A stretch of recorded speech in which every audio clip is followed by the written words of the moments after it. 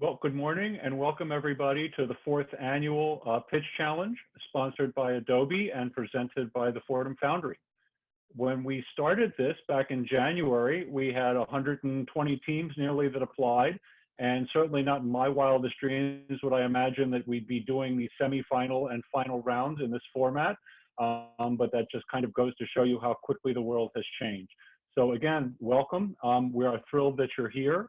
My wife is an epidemiologist, so for the first time in her entire career, she hasn't had to explain to people what she does for a living. So that's actually from a particularly family point of view, that's been something that has been different for us, as well as all the other changes that I'm sure everyone else has been experiencing. I hope that you're all safe and healthy. I hope that you're going to enjoy the presentations from all of the entrepreneurs at Fordham University, and I hope that this will demonstrate that the entrepreneurial spirit is alive and well at Fordham.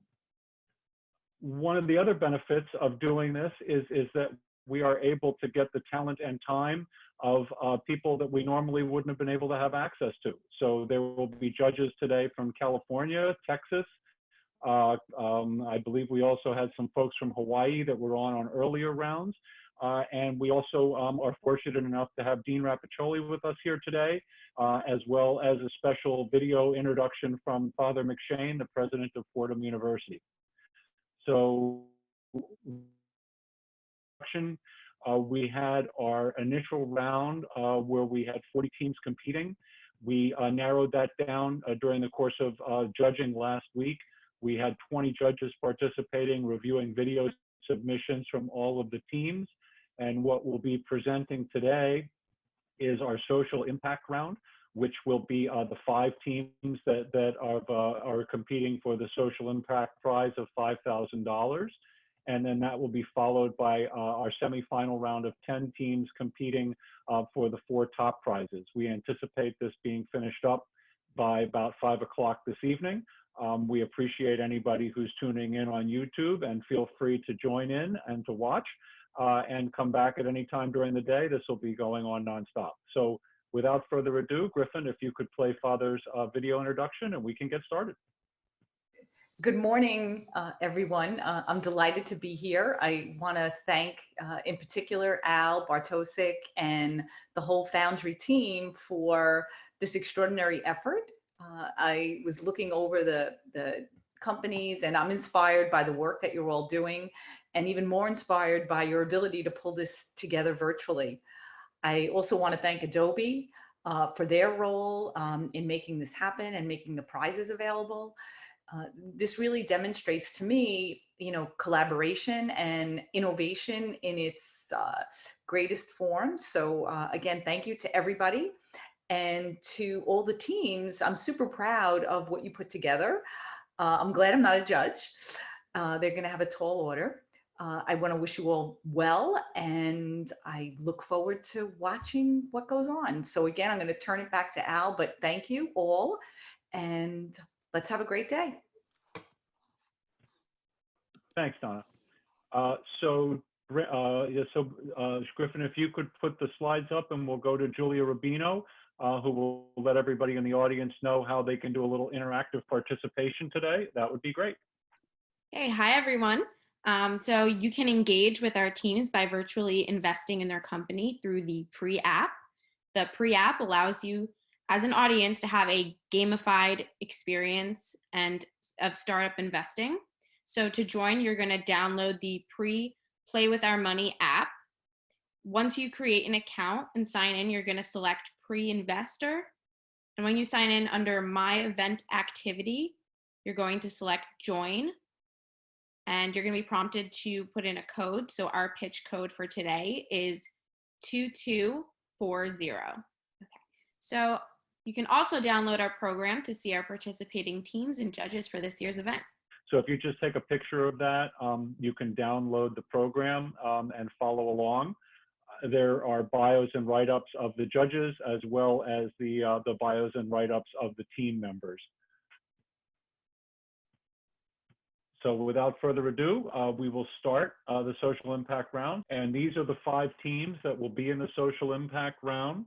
And the moderator for this round will be Brandon Kim. Brandon is our entrepreneur in residence at the Foundry, has his own, I don't know if he'd consider it a startup anymore, but he's got a very successful company that makes specialty backpacks. And he and his brothers have been working on that for quite a while now. Have a great customer base, and he has been with the Foundry now for about 2 years. Brandon graduated from Fordham University as a philosophy major, so just highlighting the fact that great entrepreneurship and great ideas can come from anywhere and everywhere. So without further ado, here's Brandon, and he'll take us through the social impact round. Thanks, Al, for the very warm introduction. So thank you all for showing up today, and thank you for the judges for taking the time out of your Saturday to be with us here.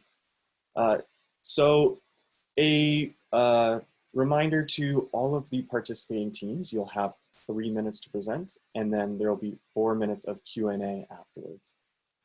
We have 5 judges here with us today who are very talented.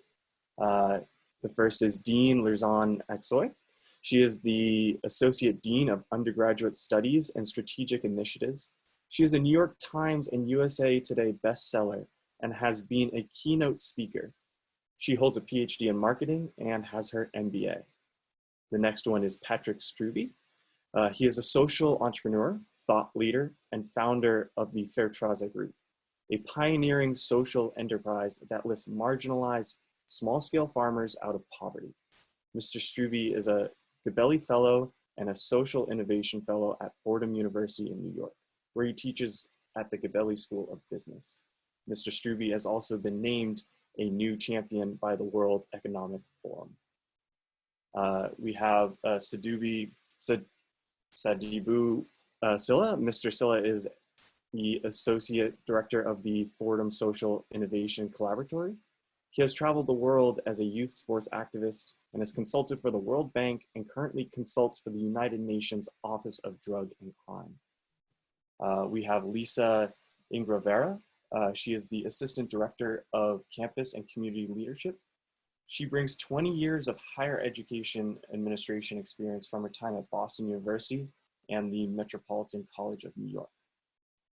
And last but not least, we have Kate Bilo. She founded Furniture Share House, Westchester's furniture bank, in 2007 and currently serves as its executive director. Previously, she worked as a corporate counsel for 14 years. She holds her JD from the University of Texas. And without further ado, we have our first team, Integra.nyc. You have the floor. Thank you so much. My name is Monica Pons, and I'm here to talk about Integra, our virtual ethics concierge app. Our mission is to incorporate integrity, increasing corporate integrity by empowering employees to do the right thing. Ethical companies have higher return on investment, pay more, have more diversity on their boards, and create more jobs. Ethics is behavioral. It can be learned. The problem is that we have a lack of intervention early on. Currently, there is no user-friendly way for employees to discuss ethical and moral dilemmas privately and anonymously before it turns into a problem. By the time HR, legal, or compliance get involved, it is already too late. Our solution is a virtual ethics concierge app that coaches employees early on, facilitates problem solving, fosters rational decision-making, and increases employee engagement. We know that 80% of employees want to do the right thing and accept nudges. The main differentiator with Integra is that we have real-life coaches coaching employees. It is not an algorithm, it's a sympathetic human being. Simple to use. Employees contact Integra, a live trained Integra coach responds, all from our secure platform, and you start calling and messaging. All our coaches are trained in compliance and employment law.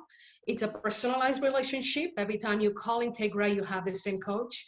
We respect clients' privacy and confidentiality.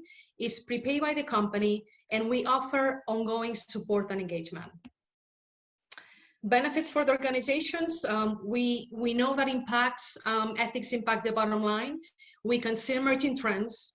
We can target training according to those trends, and it's preventive. We can save costs. We are going to launch an employee subscription fee, $14.99 a month, and we are going to offer a free trial. So our target audience is going to be large companies headquartered in New York. There is a lot of companies with the virtual employees right now. We believe it's an opportunity for us to start coaching virtual employees. There is a lot of question in terms of Zoom, privacy, Zoom bombing.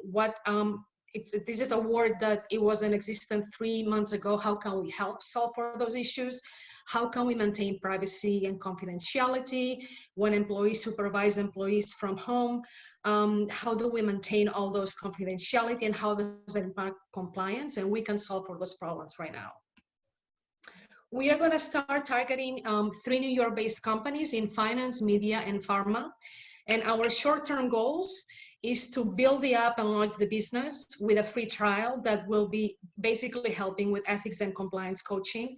The free trial will be able to give us immediate feedback, metrics, build customers, brand reputation, and most importantly, it will allow us to go back to adjust the model and the app accordingly. Thank you so much.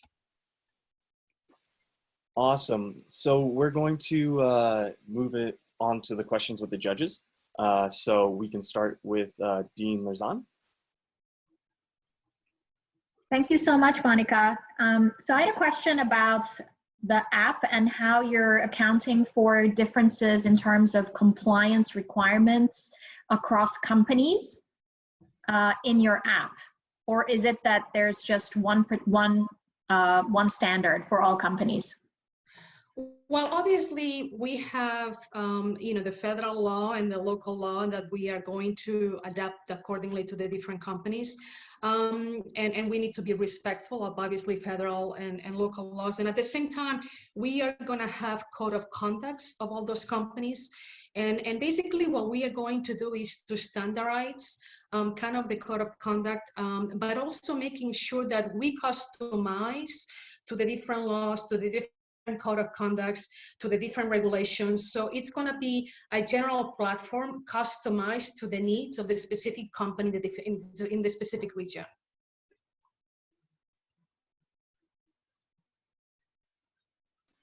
Awesome, thank you. Sidibu? Oh, Sidibu, be sure to unmute yourself.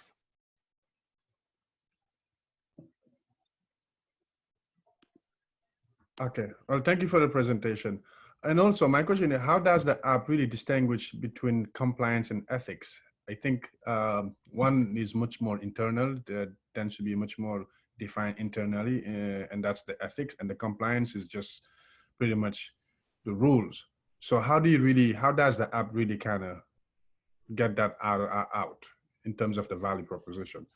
Well, I think that it complements each other, and all our trainers are going to be professionally trained in compliance and training and ethics. And as I said before, we'll be accounting for the code of conduct of different companies. And we are going to have coaches who are experienced and who will be able to apply the tactical code of the compliance in certain areas and more the strategic ethic aspect of it. And we see ourselves as advisors. Not only as ethics and compliance advisors, but also most importantly, we are business partners. We want the employee and the company to do the right thing because it impacts the bottom line.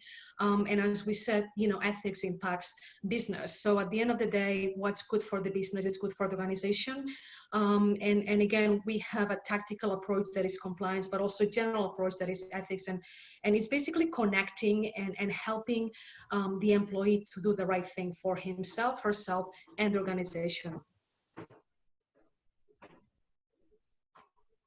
Thank you. All right, Patrick has the next question. So thank you, Monica, for the presentation. My question relates to the business model, particularly the financial sustainability. You were going very fast with the slides. I couldn't see. I saw there was like $14.90 is like, I think, a membership fee.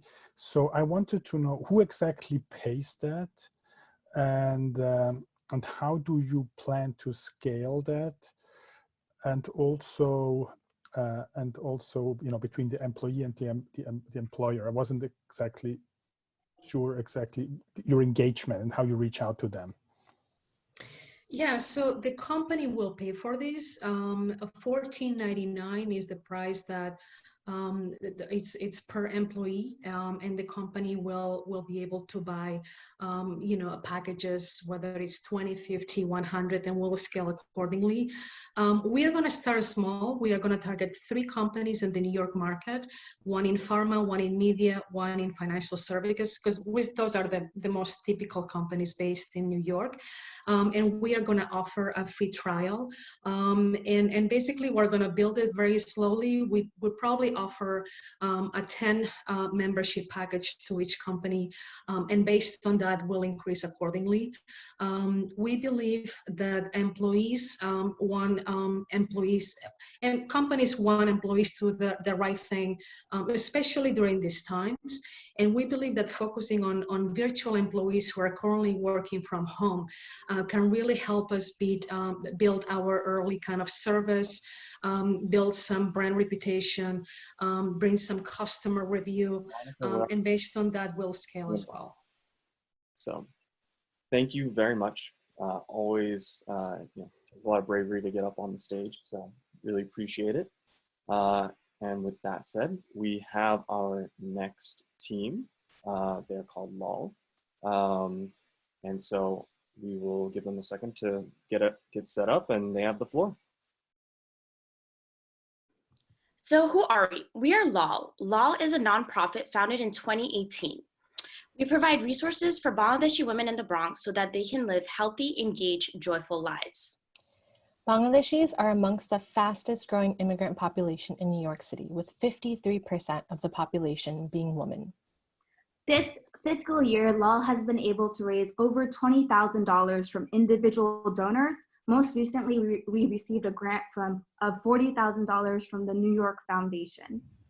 Our current programs serve over 108 women on a weekly basis. So what's next? Laal is launching a sewing cooperative, Laal X, a 501c4, so that the women in our community can control their destinies through economic empowerment.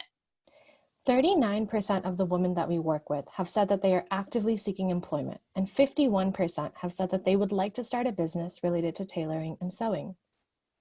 In the Bengali community, sewing, tailoring, and embroidery have been passed down through generations. Nokshikata, a centuries-old Bengali embroidery tradition, is being erased by the textile factories in Bangladesh. Through Laal X, we will tap into a skill that already exists in this community, create jobs for the women we work with, and revive this dying art. With this award prize money, there are 2 distinct business models that we would like to test out. 1, launching a streetwear line for Laal that weaves Nokshikata into urban wear, and 2, building out a tailoring service targeting the local Bronx immigrant market, which is currently comprised of South Asians, West Africans, and the Latinx community. How will this work? Laal's unique competitive advantage is that the primary designs will be done at screen printing facilities, while the embroidery will be hand sewn in the women's homes, making each piece very unique. Because the women will be working from home, there will be no overhead costs. There are 2 other competitors we were looking at, Wishwash and Navita. They didn't do as well because they never distinguished between a 501c3 and a 501c4. In just 2 years, Laal has become one of the most popular South Asian nonprofits in New York City. We'll be tapping into Laal's existing audience to create our first consumer base. By 2025, the American apparel market is projected to grow to $390 billion. Of this existing market, the South Asian community has had a 159% increase in population in New York City, demonstrating a growing market need. So why buy Laal X merch? Laal's narrative is one of economic growth and mobility. When you buy a Laal product, you are actively supporting Bengali women in the Bronx. Furthermore, during a recently conducted survey, 96% of those polled voted yes to buying LALX merch. In 5 years, Laal's projected revenue will be $1 million. This may not seem a lot, but an additional source of income to $500 to $1,000 a month for a Bengali woman means it's easier for her to make rent, buy healthy groceries, and occasionally go out with her family. Furthermore, the value of being able to improve someone's quality of life. We're out of time, you guys. So now I'm going to give the floor to the judges. Lisa, would you like to start? I'm so saddened that I didn't get to see the rest of that. I'm not entirely sure that I have a question at this point in time. Good presentation, though. Thank you. Thanks. We just actually got to the end of the slide. If anybody. Great. Okay. Yeah. Yeah. And okay, so would Dean Lozano like to go? So I have a question about your distribution strategy and how you would be getting these products to your consumers. We would be shipping them out from the women's homes. They would be quality checked through camera and then mailed directly from the women's homes. We also have 3 different distribution channels. So it would be an online platform. We would also have, so that's like for our clothes. Second thing is like an in-person tailoring services. And the third one is to be able to build out a storefront in a few years. Awesome. Kate, would you like to have the next question? Great. How will the women actually get the funds? Are they paid by the piece? How's the income distributed to the actual women? So it's a worker cooperative. So as a 501c3, as a Laal, we'll do a co-op academy as we train them to become business owners. And then they decide, after we launch the sewing cooperative as a worker owner, they decide what their compensation is and how they run the business. It's really teaching them these skills to launch it. Awesome. Patrick, do you have a question? Yeah, I wanted to go back to the question about fundraising. So you said you're an NGO. This means you get outside money, but I also hear from your business model that you sell those products and you will also make a margin. So how is that split? How much do you get from NGO and how much do you expect to generate yourself? Well, I guess that puts us in a really great position. So as a Laal, as the 501c3, it's tax exempt, right? So this is our other programs. So we offer 6 other programs from ESL, transportation navigation, to fitness classes. The 501c4, which becomes LALX, is a completely different entity. So this fundraising money does not go into the 501c4. It becomes a profitable business. It's taxable. So this is one of the revenue streams for Laal as a 501c3 as a nonprofit. And Sadibu, do you have a last question here? Okay. My question is, since most of the work is going to be done in these women's home, in terms of compliance, just making sure that we don't have any child labor, or also what preventive measure do you guys have in plan just to make sure the authenticity and that it is the women that you select are doing the work? Since it's of course, that's a good question. Well, first, the final embellishments, which is the embroidery aspect of it, is the part that's going to be done in the women's homes. The full product is going to be mainly done in a screen printing facility. In terms of compliance, we're out of time. Okay. Yeah. Awesome. Well, thank you guys very much. Really appreciate it.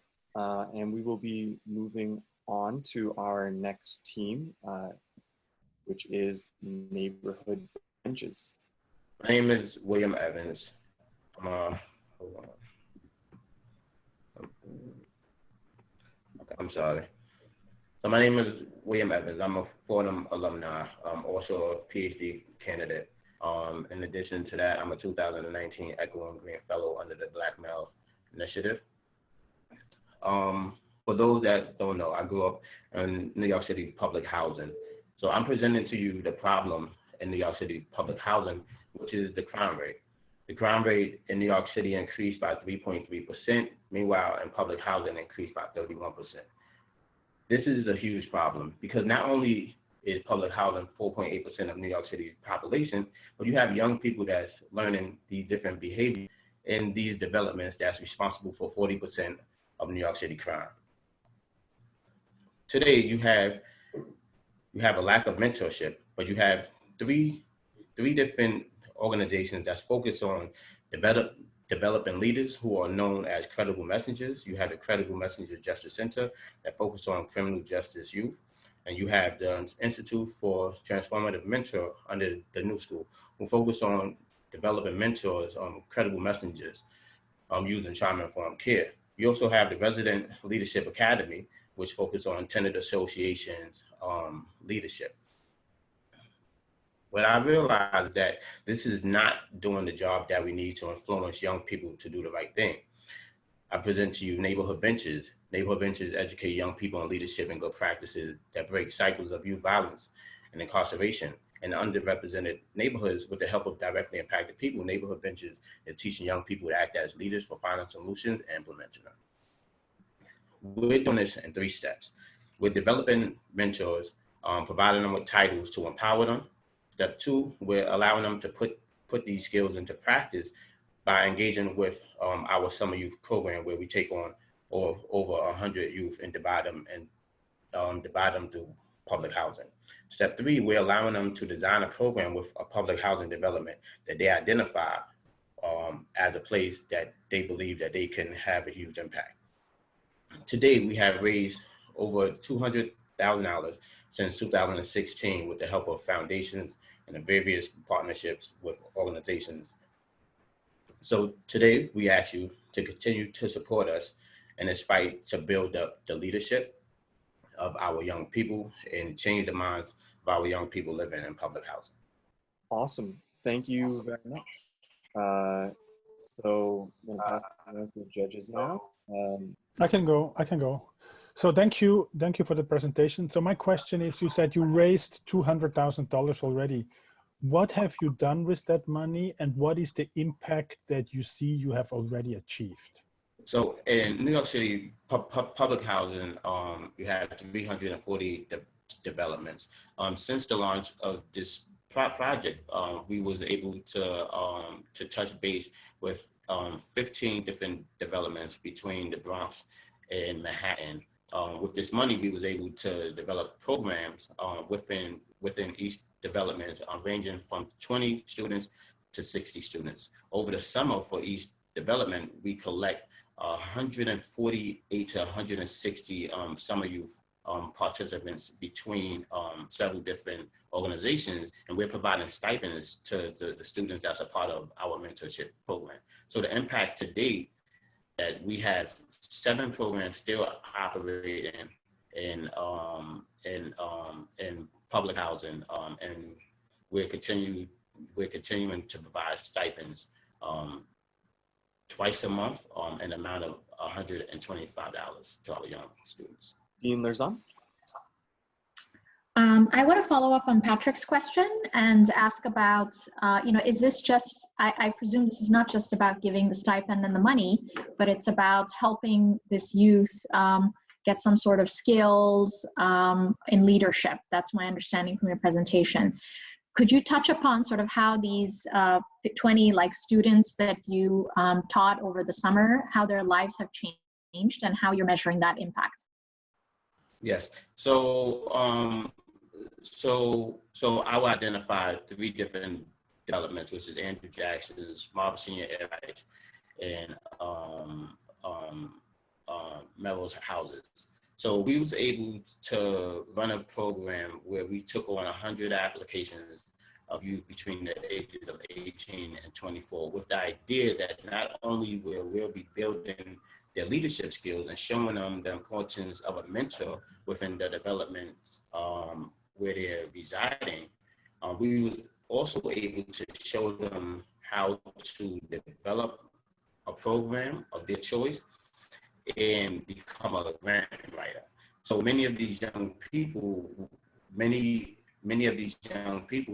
we're having them learn how to write for small grants to use the money for the program that they're designed.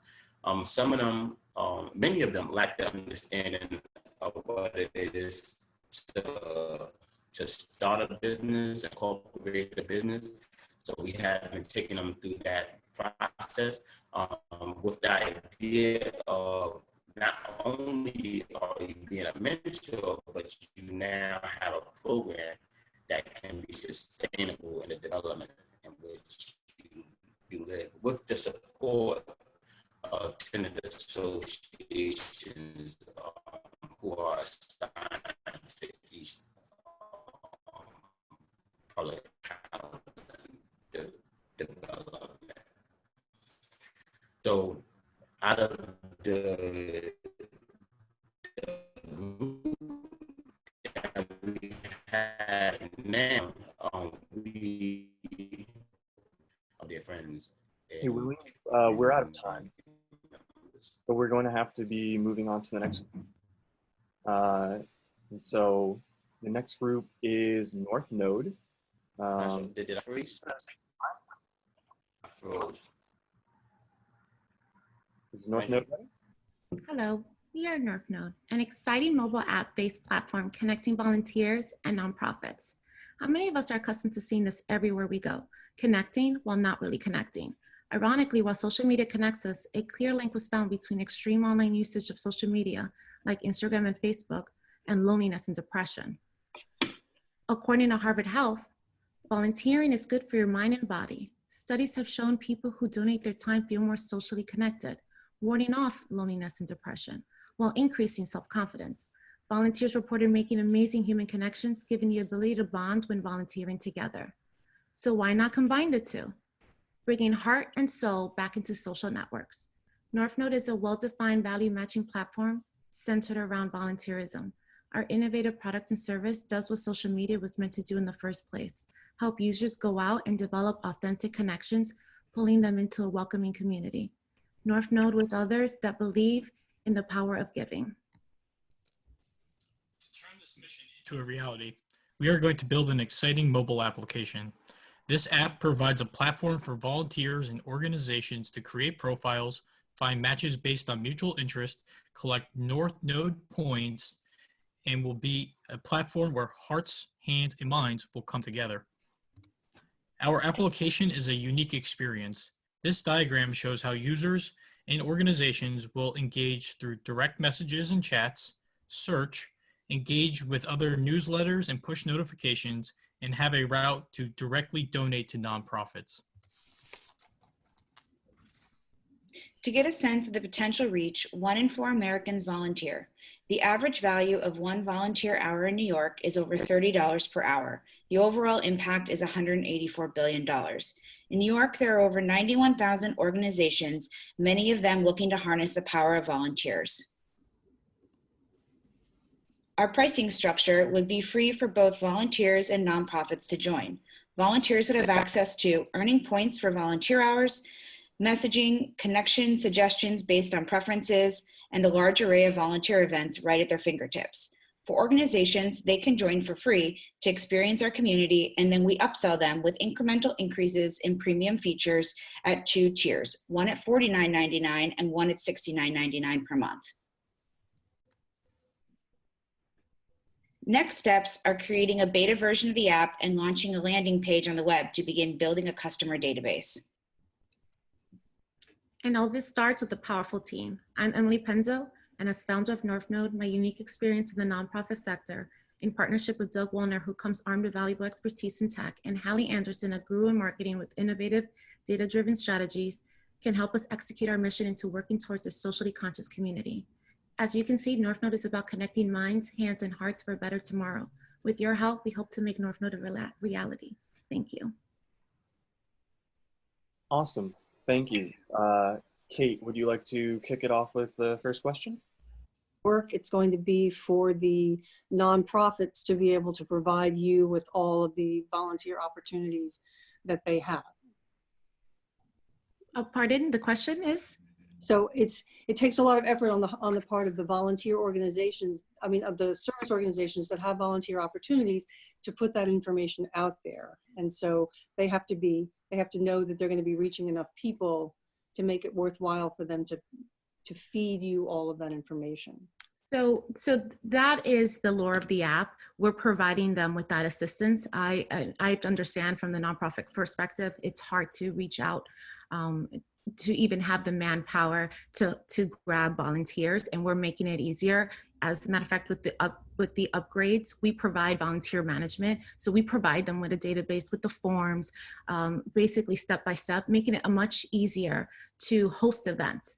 And with we're hoping to garner as much users as possible, that it'll motivate them to do more. As a matter of fact, it'll motivate them to do more for the community and for their mission. Awesome, thank you. Lisa, would you like the next question? I'm curious as to who, first of all, great presentation, thank you. Who have you gotten any significant feedback already from I guess, other organizations seeking to do similar things? Enormous feedback. They actually love the idea. So there are volunteer apps there now. It's just not gathering enough traffic. And what we're doing here is we're making it fun. We're making it exciting. It's part of this new culture now. People now want to give back, especially now with the times that we're in. We're seeing that in helping your fellow person, you're also adding value to your community and to yourself. It comes home. So yes, when they say, hey, if you can find something that can gain that kind of traffic and energy, they're very supportive. And if we could help them with that too, in terms of just collecting the forms, or just so they can follow certain procedures, that we can help them with that by a single button, they would participate a lot more, as a matter of fact. Thank you. Thank you. Patrick? Good presentation. I like the idea of volunteering, but the question, what wasn't clear to me is who can request volunteers? The non-part. Only, is it only non? Is it only Yes, non-profit? What are the criteria exactly for those? Are you screening those just to make sure that those receive volunteering support who really need it? That somebody can say, I need somebody who does my window cleaning.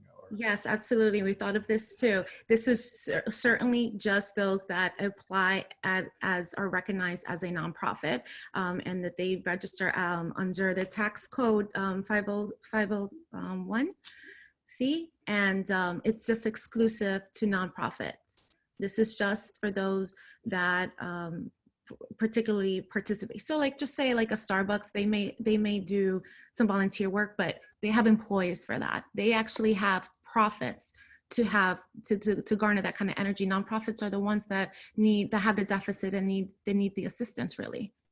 So it's just for them. And that's how we would be able to distinguish who can join.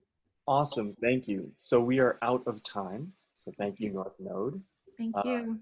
And so now we are moving on to our final theme, Speak and Practice English. Okay, welcome to American English Education, the better way to learn English. Don't teach, motivate to learn. That's our solution. By catching attention, providing relevant content, building confidence, and providing instant gratification to our students. Now, we do have a loyal following by now. We've been in business since 2018. And this is what our students are saying about the program, and they have rated us 5 out of 5. There are many comments that I'd love to go, but we don't have enough time for that. How do we do this? Well, American English Education was created in response to a call by English language learners, or so-called ELL students, who felt frustrated with traditional methods of learning English. Buy a textbook, read it with a teacher, and take a test. In 2018, the founder, Aziz Obidov, aka myself, heeded the call, researched the topic, and designed a better way to learn English. American English Education was born online independent learning system, which effectively meets ELL students' expectations. And we take care of our students the better way. I am currently pursuing master's in teaching at Fordham. I hold a Juris Doctor degree, and I have gotten my bachelor's in English translation. So I'm putting all of my expertise into this business enterprise.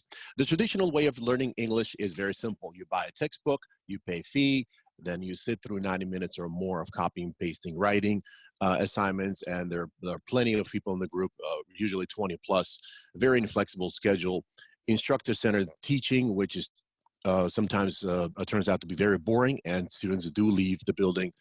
Lots of homework and rote memorization. Then you take a final test, you change the level, you pay more money, and so on and so forth. Problems, upfront fees, wholesale education, my way or the highway, rote memorization, certificate mills, pretty much. And if I'd learn, I'd spoke the language. So they're equal but not equitable. Basically, yes, thank you very much for providing the education. However, I can't understand anything because I am not from here. So the better way to learn English would be no textbooks, no enrollment fee, free to start, tiered cost, 45-minute lessons, no writing, absolutely small groups up to 4 students, 100% online study, very flexible schedule, student-centered teaching. As a matter of fact, we are going to be a 95% student. We're going to have a 95% student retention. No homework, no memorization whatsoever. Practice only with native speakers, not with peer ELL students who themselves need help pronouncing words. Now, track progress daily, aligned with Common Core standards. 1 course is all you need, pre-recorded 120 lesson course. Why is our system better? Well, it teaches English to students without any prompts in their native language. Students can start learning English at any stage, be it beginner or advanced. During the initial English crash course, which lasts for up to 120 lessons, students are taught listening and verbal skills first. I might have run out of time. Okay, I'm open for questions. Awesome, thank you. All right, thank you. Lisa, would you like to go first? I like this idea of the no homework. Where did you get that idea from, as far as like no homework and just doing, you know, practice right there? I'm curious as to what drove that as a platform for learning. Great question, thank you. There's a gentleman by name Krashen, Dr. Krashen. He came up with this system where it's not really his system where we're implying we're based off his system. He was the proponent of education where you start off as a baby. You just like native babies would grow up and listen first and then start speaking before they start writing and reading. This is our approach. So we don't do writing, we don't do reading. We treat our ELL students as if they're babies. So we treat them as if they start the language from the very, very, very young age. Okay, thank you. You're very welcome. Thank you for the question. Yeah, Dr. Krashen, he was the original proponent of the system. Patrick, the floor is yours. Yeah, thank you. I mean, it sounds a bit too good to be true, to be perfectly honest. It sounds like here you learn English while you're sleeping. Now there is also like the Rosetta Stones and all the others. So when you now look at all the other competitors and you look at what have you done so far and look at the actual impact you have achieved, what have you seen? And the second is, how do you scale that? If you like to scale that to 1 million people, how would you do that? So sorry, I apologize, kicked out, but I do remember your question. What have we done so far? Well, we have over 80 satisfied, utterly satisfied students find their testimonies online today. And the system does work. We have actually a clock, a cyclical clock that makes sure that teachers and students stay on task. We literally go, every single minute is accounted for. And it's a specific way of teaching where you don't teach, but by repetition and by triggering certain keywords, you make sure the memory stays fresh, and you activate the existing memory, and you add on words of that. So I do share your concerns about competition, but I'll tell you right that the system does work, and I do know that it sounds too good to be true. When our students first call in, they do not believe it, but once they tried the system, well, the first 2 weeks, they want to start writing something. So we call that a writing syndrome, and we laugh about it. But a month later, nobody wants to touch a pen. They are very super confident. They start speaking English, and they start believing in themselves. Because when you have a pen, they tend to shift the responsibility onto the pen and paper versus being confident in themselves. And that's what we give them. We give them confidence, ultimately. Awesome, thank you. And I'm sorry, you guys, that's no, thank you. Q&A. So thank you, everybody, for showing up for the Social Innovation Group. We will be back at 12:40 to tell you guys who the winner is. So we're going to go off and we'll be back. Thank you. Thanks, Brandon. So Griffin's going to move the judges into the debate room, and we're going to move the contestants into another room, and then Julia and Griffin will then put up our interim slide while the judges are off debating, and like Brandon said, we'll be back with the results shortly. Okay, everybody, welcome back. I think we're getting pretty close here. I think we're just waiting for Brandon to rejoin from the breakout room. Awesome. So thank you everybody for participating. You know, I know it was a lot to go through the 3 rounds of coaching and to prep for a pitch, and it's hard to get up on stage. And I know firsthand. So without further ado, I am going to share my screen so that we can announce the winner of the Social Innovation Award for $5,000. It is North Node. Congratulations. Congratulations. Congratulations, guys. So thank you for everybody for participating. We really appreciate it. And we will be moving on to the next round of pitches to the semifinals. Oh, thank you all. And thank you. And North Node, we'll just keep in touch, but everybody, thank you for your participation, and judges, thank you for your participation. We will see everybody starting at 1:30 for the semifinal round. And Griffin, in the meantime, is going to work on our YouTube feed problem, which seems to be giving us a little bit of trouble, but the Zoom is working. So again, thank you, judges. Thank you, Brandon. And we'll see you guys on the other side. Thank you for this experience. Thank you for this opportunity. Thank you. It was great fun. Good luck with the rest of the day. Thank you. Thank you. Thanks. And be safe all. Thank you. Bye. Brandon, do we just come back at 1:30 and log in the same way, or how does this work? Yes, I believe so. Yes. The link should be live. Same link all day. Okay, good. Thank you. Thank you. Thank you, everybody. But welcome back, everybody, to the semifinal round of the 2020 Pitch Challenge. I'm Al Bartosik. I am the Executive Director of the Fordham Foundry.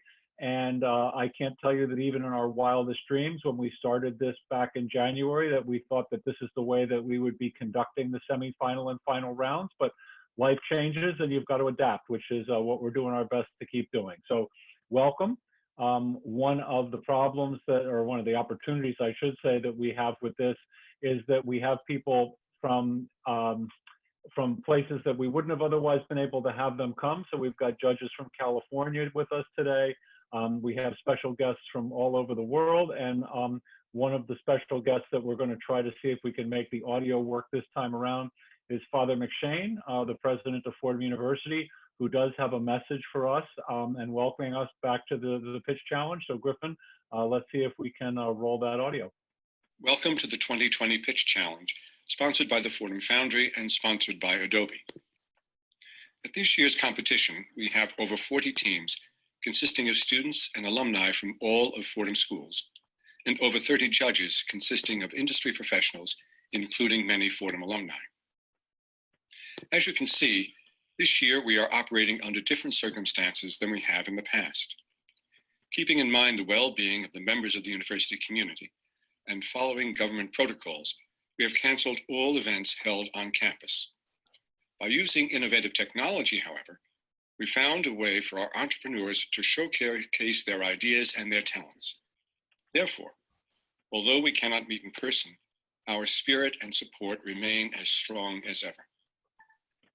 I hope that you will enjoy the live streaming of the 4th Annual Pitch Challenge and that you will continue to support Fordham's vibrant entrepreneurial community. I'd like to congratulate all the teams and judges and wish them all my very best. Good luck to all of you, and may the Lord's peace be with you, especially in these fraught times. Okay, well, that's great. So this time around it worked, which is terrific. And now I'd like to turn it over to Julia Rubino, and she's going to take us through how people in the audience can participate via the pre-app, and also put up a QR code to show people how they can download the program. Hi, everyone. So you can engage with our teams by virtually investing in their company through the pre-app.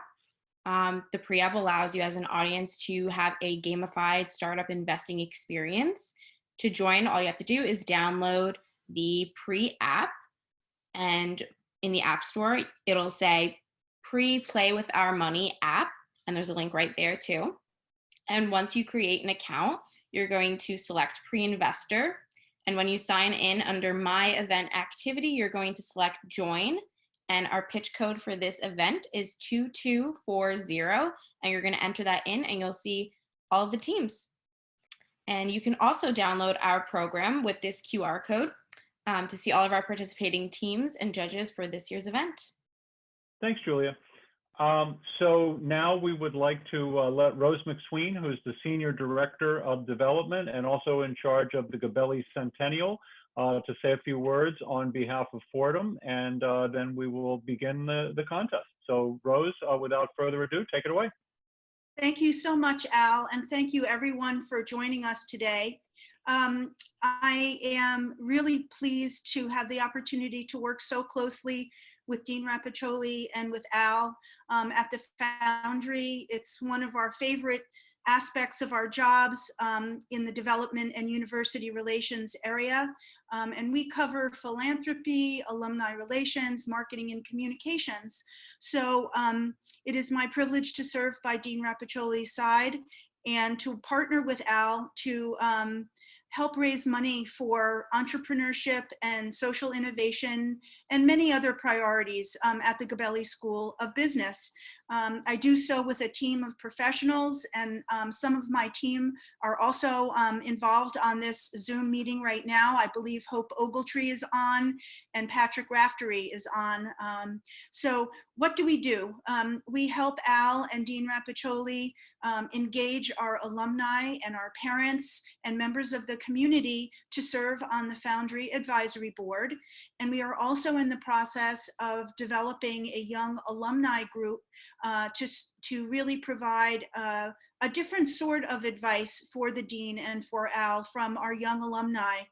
So we're hoping to build both the advisory board, which is comprised of senior executives, and our young advisory group. Especially during this centennial year when the Gabelli School of Business is celebrating our 100th birthday and launching a $75 million capital campaign. We're engaging as many new members of the community and our alumni and parents as possible. And I would just like to say that this is one really fun way to get involved in the life of the Gabelli School of Business. And if you should have any questions, or you should wish to support the work that Al and his team and the students are doing, please feel free to reach out to us at any time. You can find us on the Gabelli School of Business website, as well as on the Foundry website. Thanks so much, and good luck to all of the participants today. Great, thank you, Rose, appreciate that. So now, without further ado, I'm going to turn this session over to Sean Johnson, who is our moderator. So not quite sure what's going on with the screen share, but I'm sure we'll get to the bottom of it. But Sean, why don't you take things away and get us rolling for the afternoon. All right, well, let's start. Can you all see me? Yes. All good. All right, well, then I think we're at the bottom of it. So what we're gonna do for the semifinals is we're gonna have our semifinal contestants actually participate in sharing their screens. And before we actually get started with that, we're going to introduce some of the judges. So just a heads up, for Awful Cloth, if you are on the call, get ready to share your deck. I'll let you know when it's the right time to do that in a second. So in this final semifinals round, what we're going to do is we're going to have 10 teams participate with Q&A.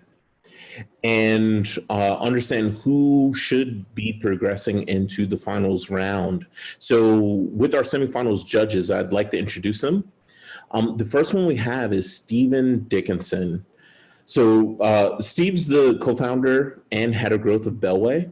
a direct-to-consumer gut health brand that specializes in dietary fiber supplements. In addition to Steve, we'll have Kim Pham. So Kim is a co-founder of OmSom, which is a early stage startup in New York. And she's also spent time in New York, as well as Boston, as well as the UK. And her background in entrepreneurship stems all the way back since she was 16. So if you're a freshman, senior, alumni, I can guarantee that her entrepreneurial journey intersects and can be, improved by yours. Additionally, we've got Jimmy Page.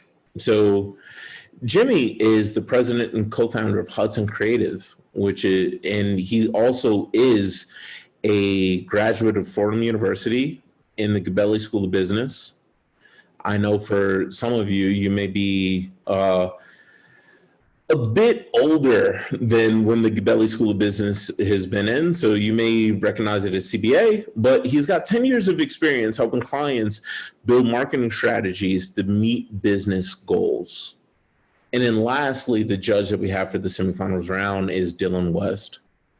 So Dylan West is a director of 25 Madison, which is a New York-based venture studio, as well as an investment company.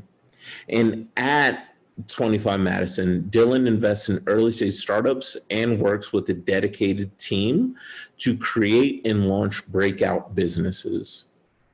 So those are the judges that we'll have today. In terms of the companies that we'll have presenting today, we'll actually cover 10 in 3 minutes each, with 3 minutes of presentation. So those will be Awful Cloth, BeautiMaps, CollegeSublets, Furnix, gigLAW, Kaflina, QuayMar, ShadowMe, SwapUp, and YouGO. So without further ado, Awful Cloth, if you want to take control of the Zoom and load up your presentation, I'll be ready to time your 3 minutes as well as your 3 minutes of Q&A as soon as your first word starts. I just want to make sure everybody can see my slides and hear my audio first. I can hear you. That doesn't count as your first word.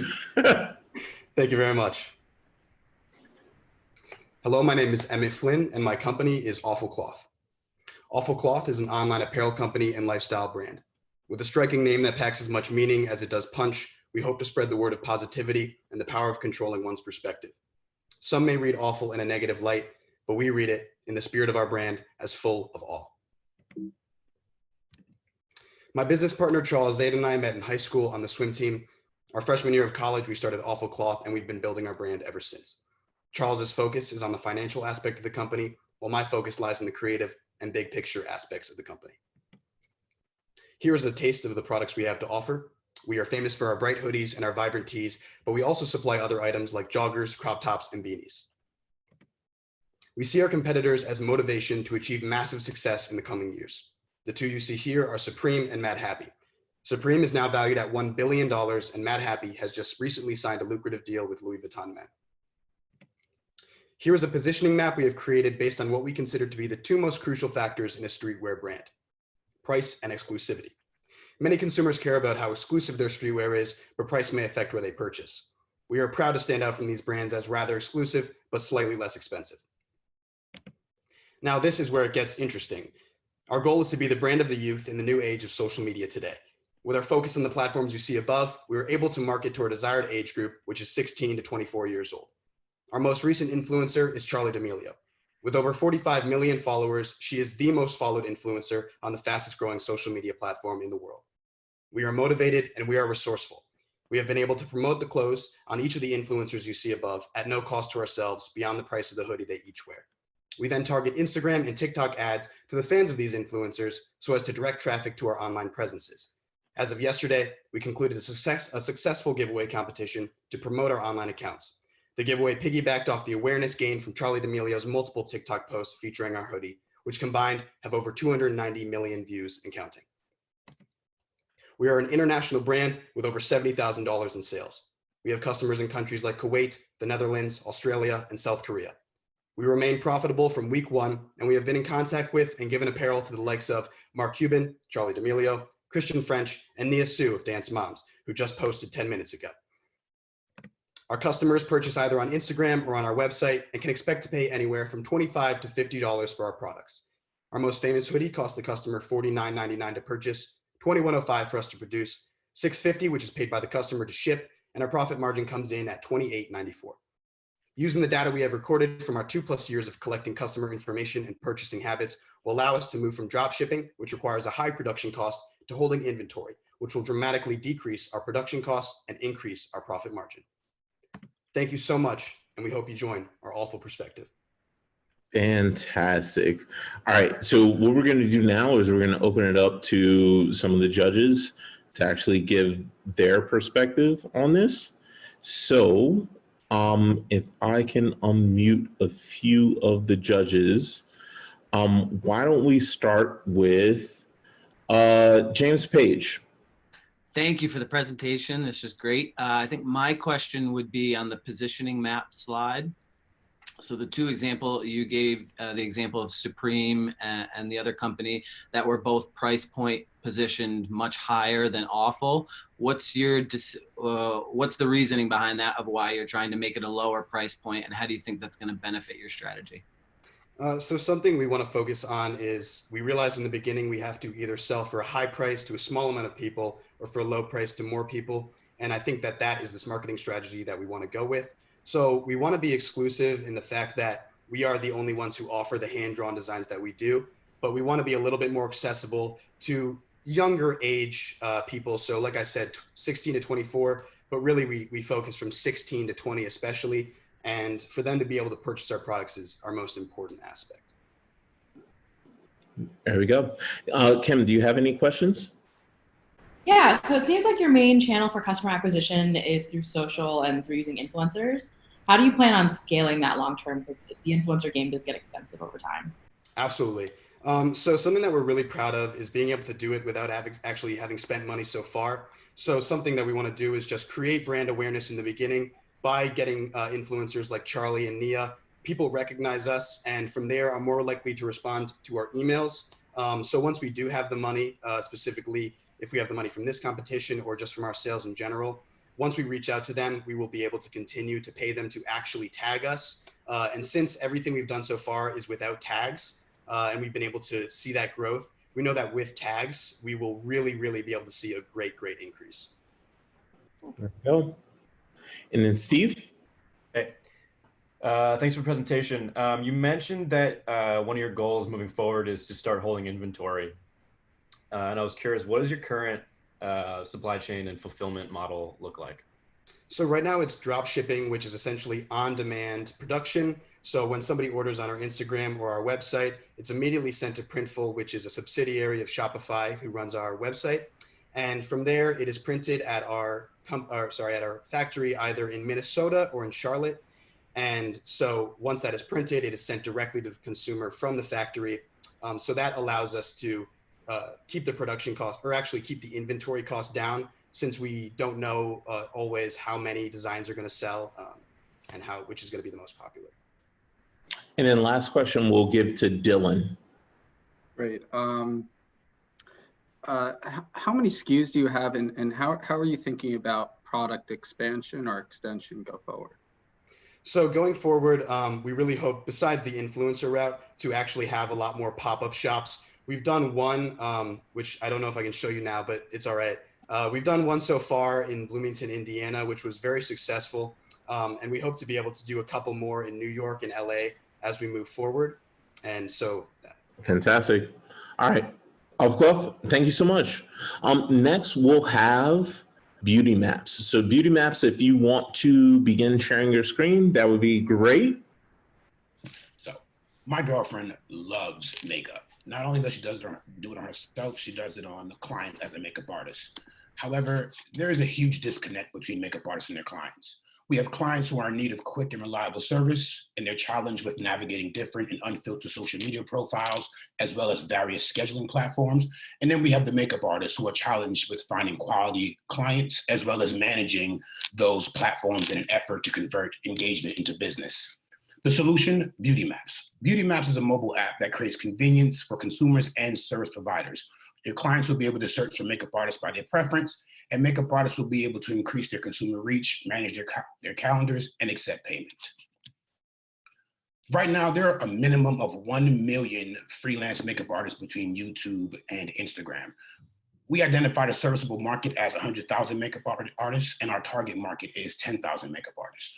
Our target demographic consists of users who are most likely female, aged between 18 and 45, with varying educational backgrounds, interested in learning, providing, or purchasing beauty and makeup services. An independent survey showed that 6 out of 10 women wear makeup 2 to 7 times per week. 7 out of 10 women are more likely to hire a makeup artist through a dedicated app, and 8 out of 10 makeup artists are currently looking for new platforms to expand their reach. In 2018 alone, the global makeup revenue was $503 billion, which is forecasted to reach $830 billion by 2023, showing a huge growth potential in this market. How it worked. These are actual screenshots from the app. So you have a user sign in and sign up. You have clients who will be able to search for providers by preference, view their profiles, book and pay within the app, and leave feedback about their experience. BeautiMaps operates on a commission-based business model. So at minimum, there are 10,000 daily makeup appointments in New York City, averaging about 1,000 in-app appointments, with the average fee being about $70 per makeup fee. We're looking at 10%, which is about $7 per transaction. That estimates us for a $7 million revenue between 2021 and 2023. In addition, BeautiMaps does charge a subscription fee for elite members, where we're looking to have, based on 200 members at a $99.99 subscription fee, an additional $20,000 in revenue. This does not include revenue generated from ads. So we have competition both offline and online. We have our local makeup artists, people who apply their own makeup and word of mouth. In addition, we have Instagram, people searching through Instagram, StyleSeat, BeGlammed, and a new entrant called Gloss Genius. Our 1-year business roadmap. So BeautiMaps is officially an LLC. The word BeautiMaps is trademarked and owned by the company. We've done fundraising. The app is developed and currently on my phone and looking to be on the App Store soon. We are currently at the marketing and advertising phase where we're looking to aggressively market so that we can launch by Q3 of 2020 and then move forward with product development. A little bit about me. My name is Brandon. I'm an MBA here at Gabelli. With the bachelor's in business accounting and experience working in banking and consulting, which makes me equipped to manage this type of company. Thank you. Any questions? And we'll begin with those questions. So first, Steve Dickinson, why don't we start with you? Do you have any questions? Sure, I do. You mentioned you're looking at the marketing phase right now. What channels of marketing and audience growth are you kind of focusing on at this moment, and why? Sure, thank you for that question. So we're definitely aggressive on social media, and we built up a strong following, a bit under 2,000 followers on our Instagram profile. We're not as active on Facebook because we get a lot of traction on Instagram. With that said, we've had makeup artists with the range of 30,000 to 2 million followers actually feature us on their profiles, as well as we were reposted by Revlon. So we've gotten a lot of traction from big name brands and artists that were able to segue BeautiMaps into their profile. All right, great. And then Kim, do you have any questions? Yeah, so how do you think about the lifetime value of a customer? Like, are there uses of your app predominantly around special occasions? Do you see this actually being a substitute for, like, almost, you had mentioned daily makeup use? Like, tell me a bit more about that. Sure, absolutely. So essentially for most people think makeup is essentially a special occasion going out, but there are people, depending on your industry, people within the movie industry, people within the music industry, where this is an ongoing daily thing. So with that said, it definitely ranges. You have people who do it very seldomly, and you have people who essentially do it every day. And based off that survey, there are people who are willing to do it more if they could find that dedicated app versus having to stifle through different Instagram profiles and things of that nature to find somebody they can trust. All right. And then Dylan, any questions? Apologies if I missed this, but who do you think are your closest direct competitors in the market right now? Stasi. Was that style seat? Yes, style seat. Does that answer your question, Dylan? Yeah, I guess maybe just the follow up there is, and how do you see yourself best differentiating from them? Sure, absolutely. So the issue that I've come to realize when in this survey, most makeup artists is sharing their real estate. Most makeup artists, people try to jumble, people like me or just in general who are not necessarily specialists in the field, they jumble makeup and hair and just cosmetic and aesthetics altogether when they're not the same. So people aren't necessarily looking for a plumber and a makeup artist all in the same breath. So essentially, Style Seat offering hair and nails and things of that nature, most makeup artists feel essentially slighted that they don't have the real estate to be able to market themselves and brand themselves as if they had a dedicated app and platform to do so. All right, great. And then Jimmy, you'll get the last question. If I'm a sought after makeup artist, like I'm an expert in my field and I have a lot of bookings, what makes me want to sign up and become a vendor on this app? Great question. I really think it comes down to what's the cost to manage you being that high level makeup artist. So essentially there's still high level makeup artists, thousands of people with thousands of followers who express to me their difficulty isn't acquiring clients or even getting payments. It's having to manage their social media profile when they have to update with photos, profiles. It's people trying to DM them when they'd like to have a strict and specific means of channel to actually make contact with these people. So essentially being able to provide that segue as BeautiMaps, I think brings it full circle for them. You got it. All right, so that concludes our session with BeautiMaps. So next we'll look to get Furnix. So Alex, if you can actually start the share your screen, let me know if that's possible, and then we'll actually begin your presentation. So Furnix will be presented by Alex Andrusevic. And there we go. So without further ado, Alex, as soon as you start your first word, I will start the 3-minute timer. Hello, my name is Alex Andrew. I'm a software developer and a 3D artist, and this is Furnix. Imagine that you move into a new apartment. You want to furnish it, but when you go online, you find that there are thousands and thousands of products for you to choose from.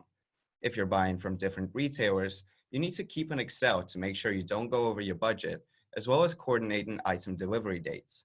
It sounds like a nightmare, but it doesn't have to be this way.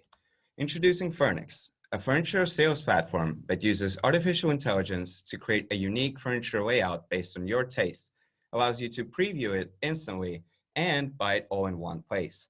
And for the customer, it is as easy as 1, 2, 3. First, you scan the room using your phone. Next, you preview and select the generated suggestions, and ultimately, you buy it all in one place while enjoying a bundle discount. The market data shows that furniture sales for the US in December 2019 reached $9.9 billion, setting a record high. And market validation indicates that for 2019, online furniture sales in the US were expected to surpass $44.5 billion, growing at 10% annually. We also know that customers are willing to give their personal data in exchange for a more customized experience. In terms of the competition, we have identified ease of use and product selection as the main market dimensions. IKEA offers a very easy-to-use app, but it is limited to IKEA products. Other competitors have proven too difficult to use to penetrate the consumer market. This creates a unique opportunity for Furnix. Regarding the logistics, we'll be keeping costs low by prioritizing shared furniture warehouses, standardizing how we accept submissions from manufacturers, and optimizing where we store our products based on consumer data from the app. We will also be prioritizing locally available products when giving suggestions to our consumers. Our revenue stream consists of 3 main items. First, by eliminating the physical intermediary, we are reducing costs for manufacturers, and that's why we want a commission on direct sales. In order to be on the platform, furniture will need to be available in 3D form, and we'll be offering digitalization service to manufacturers, charging them per SKU, as well as a yearly fee to be on our platform. And lastly, targeted advertisements will allow big manufacturers to keep their edge, while small manufacturers find their crowd. Thank you. So Alex, we're going to get a few questions from the judges. First, we'll actually start with Kim this time. Kim, do you have any questions for this team? Yeah, for sure. So obviously everyone moves and has to furnish a space at some point. Do you have like a core target audience at launch?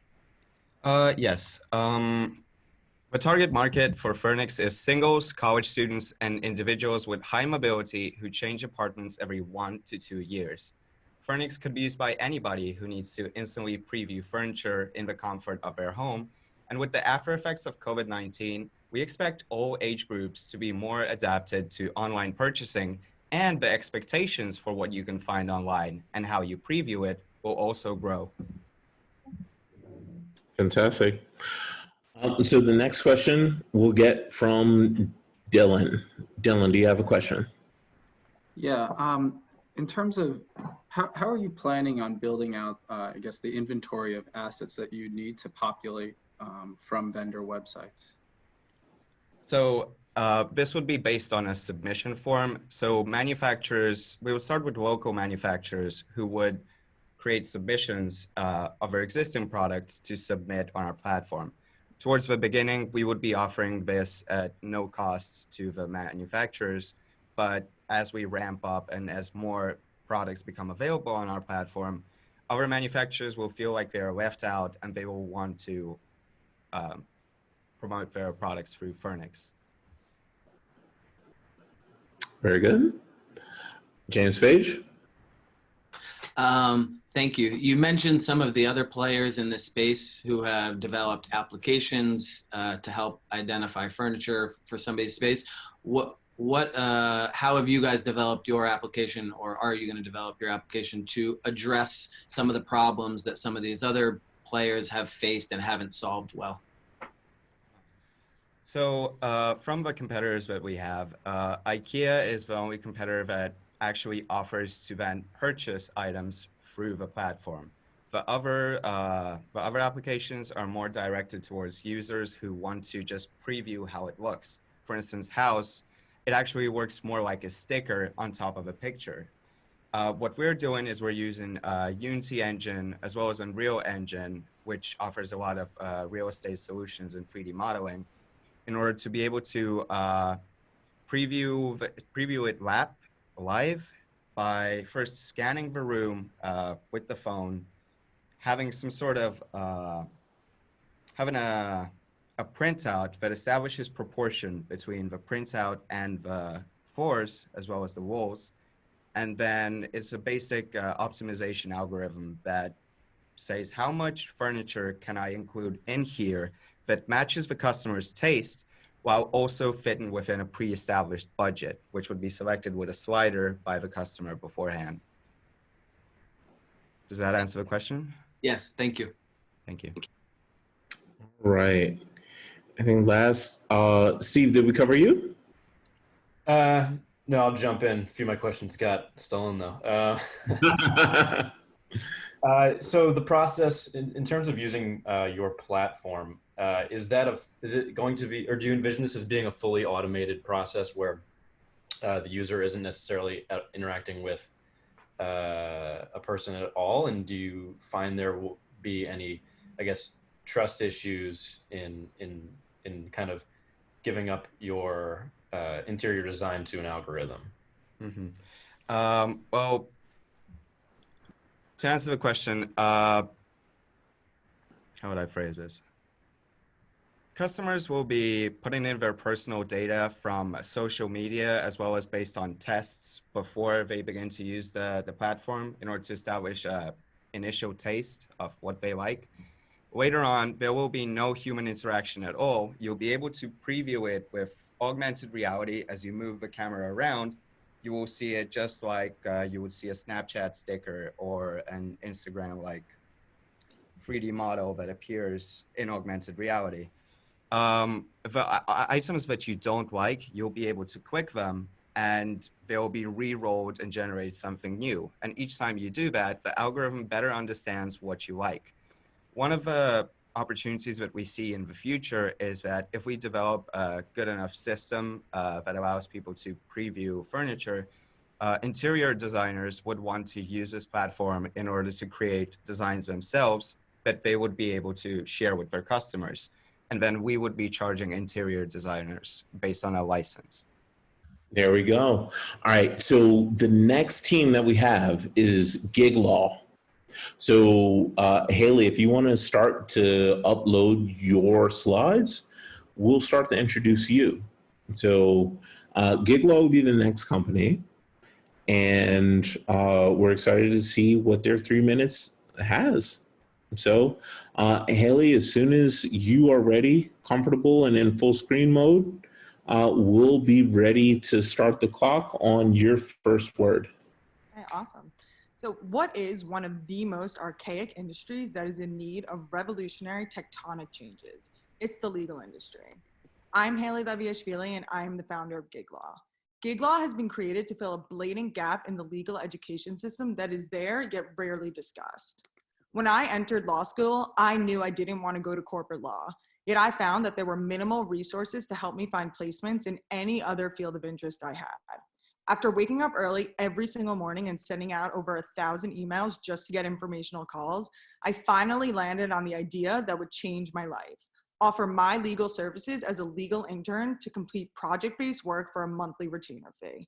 With this, I was able to pay off my entire third year of law school.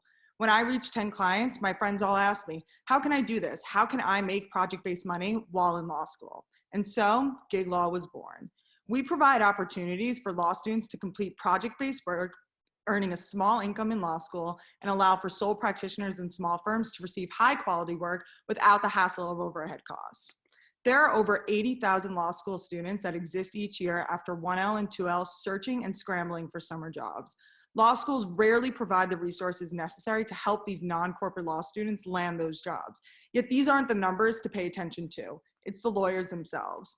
20% of the legal industry is comprised of sole practitioners and small firms looking to avoid the overhead costs of onboarding legal interns, yet still want that high quality work. Our platform allows for these small firms and sole practitioners to find our highly motivated, highly intelligent law school students who have been accepted to our platform based on strict qualifications and who are looking to make a little bit of money while in law school from the comforts of their own home. Our pricing is $500 a month or $40 an hour. And this is minimal for lawyers who charge anywhere from $300 to $500 per hour to their clients. This is absolutely an industry that needs to be capitalized on. And here's where our numbers can really show you our value. With recurring fees, we can earn a monthly revenue of $5 million and a yearly revenue of $60 million with just 3.69% of the market. While Upwork allows for posts for freelancing in the legal industry, it is not specifically catered to the legal world, and it is nearly impossible to land one of the 4 or 5 legal tasks that are available for a law student. No other platform like this exists. No other platform allows for project-based work from law students to be so easily accessed for both sole practitioners and small firms. Join me in revolutionizing the legal education experience. Thank you so much for your time, and in anticipation for some questions that you might have that I wasn't able to address in the pitch, I do have an appendix slides. So yeah, please let me know any questions you might have. Thank you. All good. All right. So first question actually is going to go to Dylan. So if you've got any questions, Dylan, please feel free to ask away. Yeah. So how are you going to systematize the onboarding and screening of law students onto your platform? So we are going to have an application process within the website. When the law students go to apply, they have to submit their transcript, their unofficial transcript, and then they have to go submit their resume as well, in addition to a statement of interest, as well as an interview, whether, well, right now it might be through Skype, or once things are able to go back in person, we'll have in-person interviews. However, once we expand to a national scale, it will all be through Skype. However, those are the qualifications. And we also, in order to ensure that these students not only are high quality, but are submitting high quality work, Once we expand enough, we're going to have an internal team that will review the work product before it's submitted to lawyers, number one. And I'm also working with another engineer right now who's working on legal technology that will actually be able to analyze, like you can submit a document, upload it to this technology, and then it'll analyze. Let's say their job is to draft an agreement. So the legal technology will analyze, okay, these are the most important provisions that are supposed to be in this document. And the legal tech will like give the green, give the go that all of those provisions are included within that contract. So that's how we're able to ensure that the work product will actually be up to the high standards that the lawyers are signing up for. Great. Thank you. Awesome. James Page? Thank you. How would you address a law student who made a relationship with a law firm that then wanted to contact that law firm outside of your app or your agreement after they had already started working with them?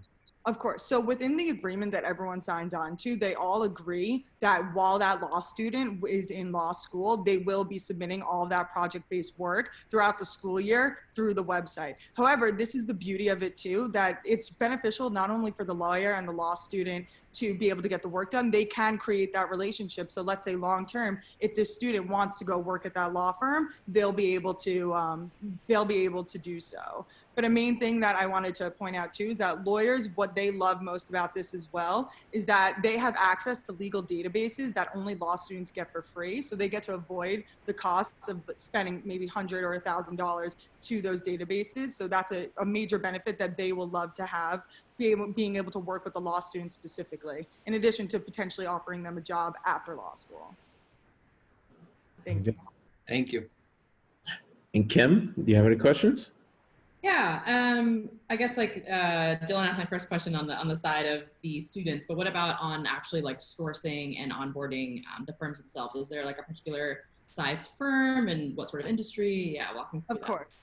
So mainly, so with the 10 clients that I have right now, I mainly work with sole practitioners or small firms that have anywhere from 2 to 9 lawyers within their firm. And that's the exact target that we're going for, the 20% of the legal industry that is the smaller, because they're the ones who are looking for the help, because they don't have the resources to some of them even work in WeWork spaces or work from home. So they don't even have physical space. So that's the audience for the lawyers that we're specifically targeting. And they really appreciate it. Like every single client that I have, like loves that I'm able to do this work for them on demand, and loves that they can pay me this fee, have me on retainer. And then also I work from home, so they don't have to deal with the onboarding costs. And because we are essentially independent contractors, they don't have to deal with the taxes or the employee benefits and whatnot. Thank you for your question. Absolutely.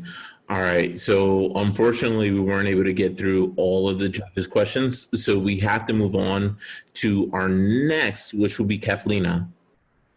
So if you want to actually start to show your slides, then we can move on to you.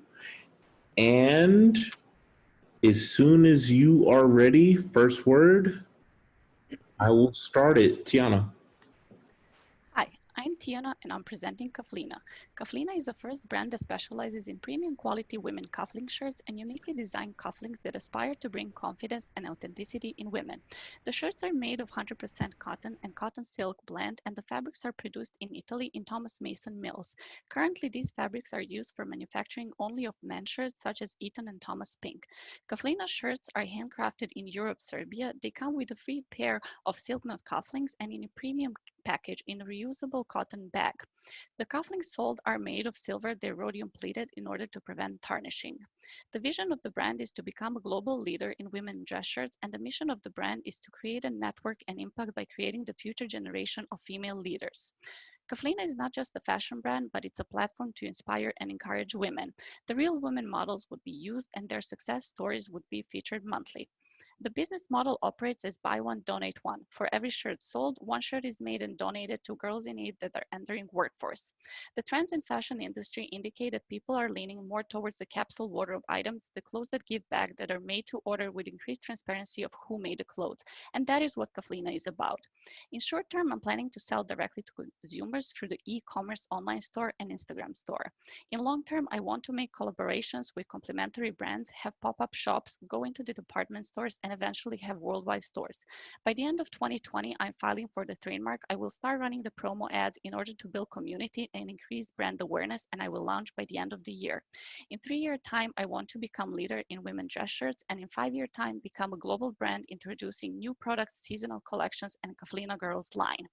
As far as the competition, there is no other company that focuses on premium quality women dress shirts and that offers a wide range of cuffling shirts.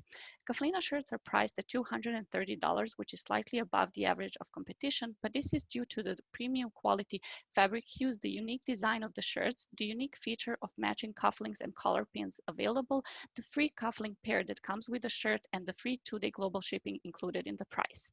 I'm the founder and the CEO of the company. I'm Fordham alumna. I'm a CPA working in accounting and tax, and aside from my passion for fashion, I do have a degree from Fashion Institute of Technology. My manufacturing partner runs her family-owned business, and they're manufacturing the shirts. I also have marketing and brand strategy consultant. As I haven't launched yet, I haven't done any sales, but I have been giving out the shirts in order to receive testimonials, and the feedback was that the shirts are very comfortable to wear throughout the entire day. They don't wrinkle, and what is really important for women wearing white shirts, they are not see-through. I am looking forward to making the premium quality shirts available for all women, despite the age, profession, or demographics, because Kaflina shirts are authentic and exceptional, and so are you. So say it with a shirt. Thank you for your attention. All right, so first we'll start Kim. If you got any questions, please ask away. Sure, thanks for that. So you mentioned that compared to some of your competitors, your price point is a bit higher. How do you plan on communicating quality? How do you plan on communicating quality? How do you plan on communicating quality when your customers are mainly finding and interacting with your brand just through direct-to-consumer or through social? So I'm planning to communicate that through the website and also through Instagram by featuring the quality of the fabrics, the high quality pictures and the website, and the storytelling that is going to go with every photo. I hope that answers the question. How do you feel about that answer, Kim? Any follow-up or sufficient? Yeah, good. Awesome. Okay, Steve, next. Hello. Yeah, you mentioned that it's a pretty high price point. So with a high price point, I mean, you kind of want to make sure that you've identified an audience that would be willing to pay that. Could you kind of expand on who you think the target market is for this product and how you've aligned your acquisition strategy with reaching that target market? Well, essentially, I'm also going to target through the Instagram and social media, but also my target audience would be in professional conferences, in business setting, in schools, grad schools. So I want to increase my attendance over there. So that's how I'm gonna go about it. And because I'm setting myself as a premium brand, but also launching, I'm starting with 3 models of basic white shirt, and white shirt is a piece of capsule wardrobe. It's a timeless piece and it's an investment piece. And after this whole crisis, a lot of people would be leaning more from the fast consumer, fast fashion to really quality piece items. I think I will have a really good audience there. And white shirt is needed for everyone, as I said, despite the age, profession, or demographics. Thank you. All right. Jimmy, the question is yours. For upfront inventory and marketing costs, how much money would you need to get started? And how long is it going to be before you become profitable? Well, I am not planning to hold an inventory because the model is as made to order. The shirts will be made in 2 days and the 2-day global shipping. So everyone will be able to receive the shirt in 5 days. So I don't have a cost of inventory, just the cost of marketing, which shouldn't be that high, as I'm just planning to build the community out of this. All right. And then lastly, the question goes to you, Steve. I went. Oh. Yeah. Which dude did I forget? I'm sorry. Yeah, me. You forgot Dylan. What are your expected margins on your shirts? Around $100. Okay. Almost 50%. Yeah, okay. That was going to be my follow-up question. I was like, what margin is that? Yep, thank you. Good. All right, so that being said, we're going to move on to I guess, portmanteau of Kwa Henderson and Marissa Murugan, QuayMar. So if you all want to start to share your screen, QuayMar, we'll have you go next. Okay, thank you. All right, hello everyone. Prince Hughes QuayMar, a small business consulting company.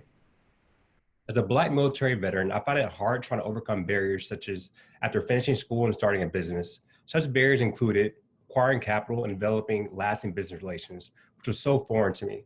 That's why I look to help minority business owners such as myself overcome these obstacles and achieve their utmost potential. Minority business ownership is an area I'm very passionate about because I'm a woman in the business industry, and having immigrant parents has allowed me to understand the importance of small business ownership, not just for immigrants, but all minority groups. I believe in the work these groups have done to help build and shape this country, and I would love to play a part in keeping that alive. QuayMar looks to solve the problem of underrepresentation among minorities, immigrants, veterans, women, and LGBTQ+ members among small business owners. Though individually, our clients are underrepresented, as a whole, they represent over 30% of the total market. 98% of the 220,000 businesses located in New York City are small businesses. QuayMar looks to address this disparity in business ownership, and we will seize this opportunity to grow in a market that has great potential. This chart represents the services which are typically offered in our industry. QuayMar offers 4 packages of services, which will include startup consulting, strategic consulting, operational consulting, and project management. We mainly focus on overcoming the obstacles that our clients face while going through these processes.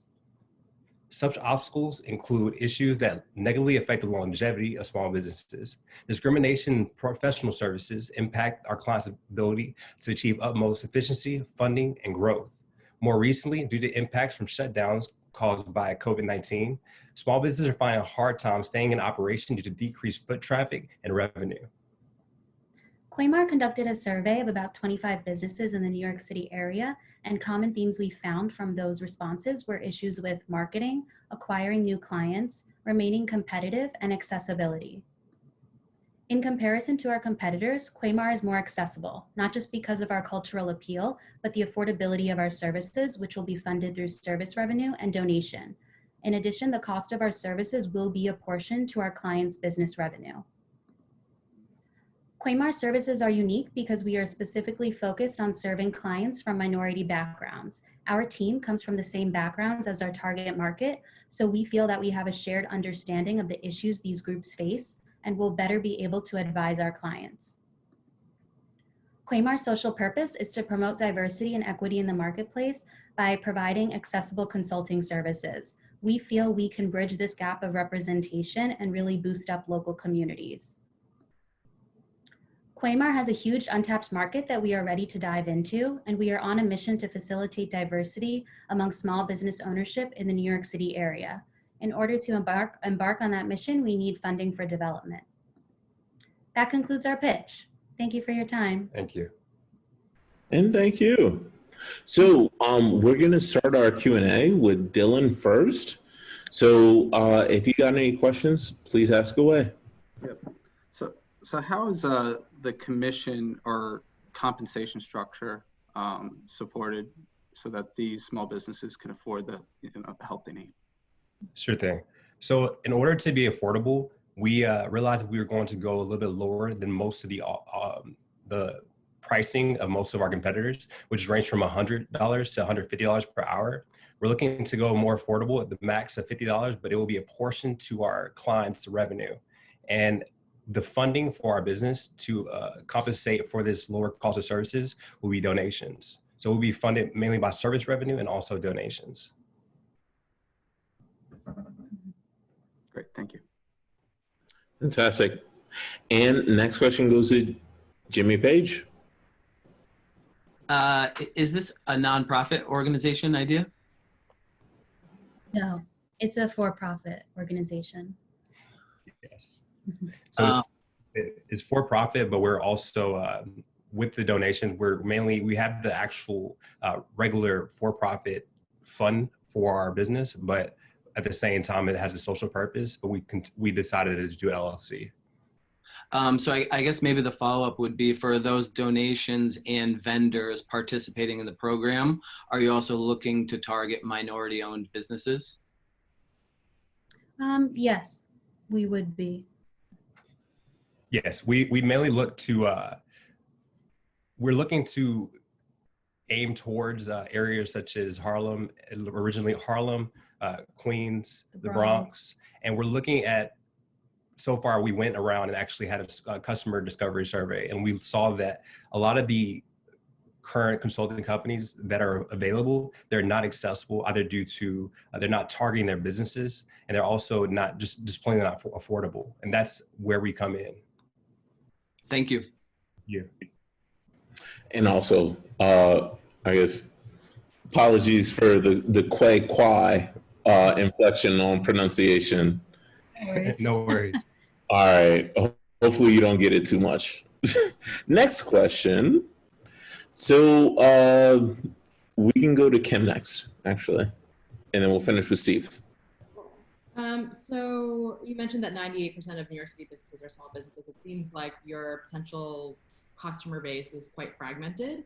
How do you imagine building a kind of relevant pipeline long-term of customers? Yes. So originally, the businesses they'll come to us in terms of having small business and staying with them. Obviously, they'll grow when we'll see through their growth, but we don't want to get rid of that image of helping small businesses thrive.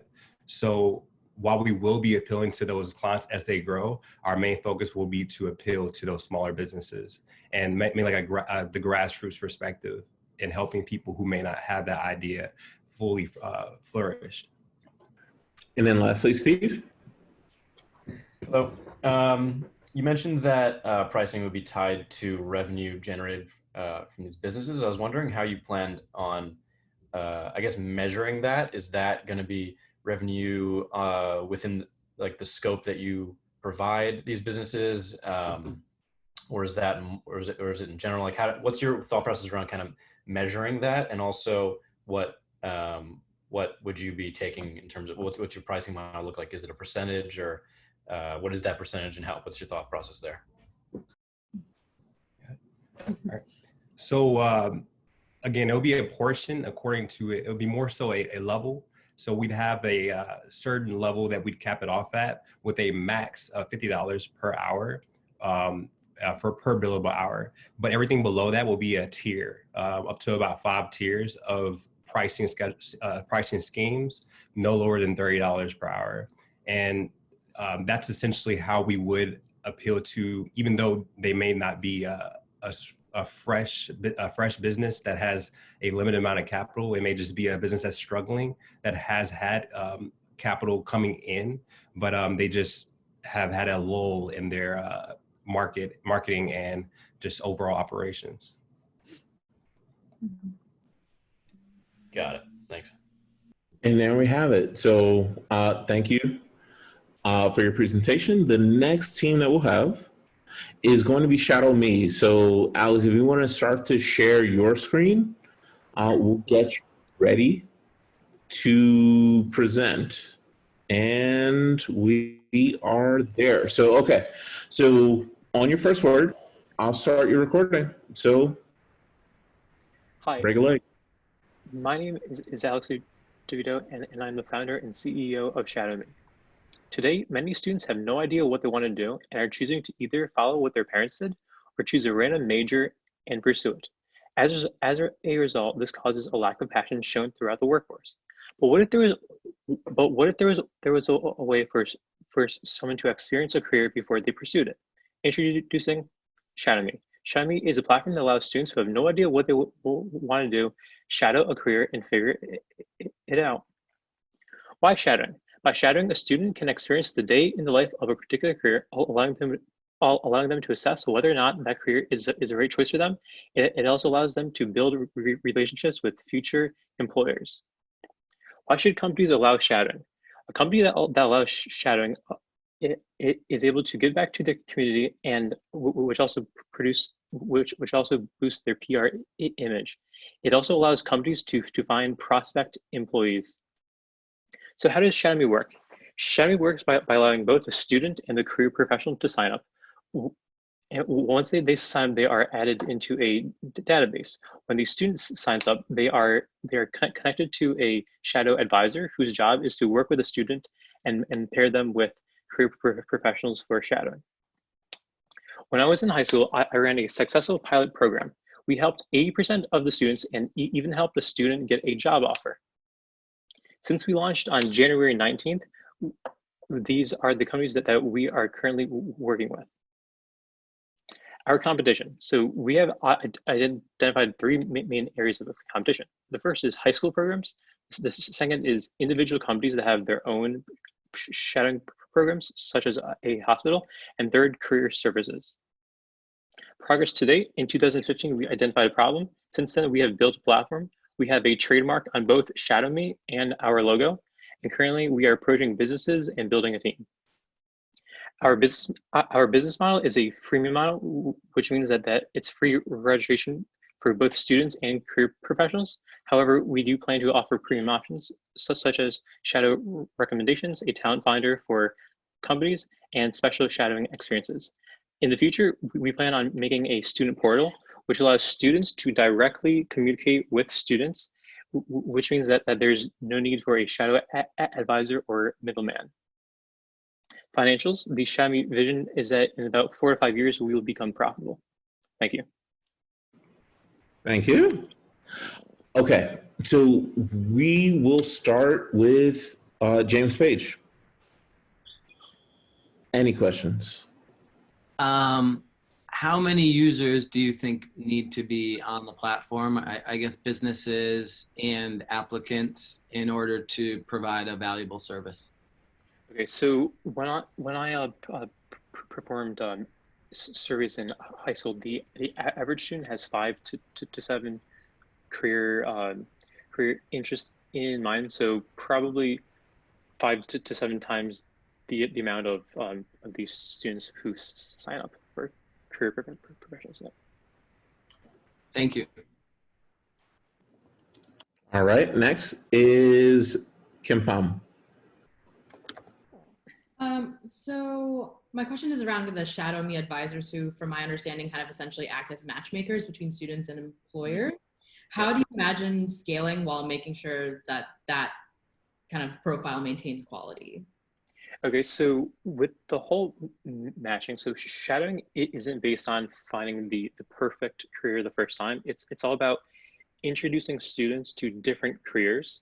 And so basically, so when I say shadow advisor, they're not going to like ask the student a whole bunch of questions, have them fill out questionnaires. It's more of just simple like, they are looking for simple expressions that the student like boasts or is drawn to, and then they match them with the career professional that way. So long term, it's going to be focused on more of just improving the shadowing experience.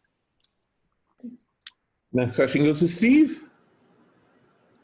Hi, I was wondering if you could run us through like the business model a little bit more in depth in terms of pricing and who you really view as the like the revenue generating audience for this. Okay, so currently shadowing is free, and so what I found out is that we won't make money off of shadowing exactly, but by offering different routes with shadowing. So so working with companies, I identified that most companies are interested in early career development. So with the slide on shadow recommendations and the talent finders, so basically our revenue would be working with the companies, charging them a fee to find talent. For shadow recommendations, so that's so after a student shadows, based off of that career, they will be recommended different programs that they can pursue to basically pursue that career.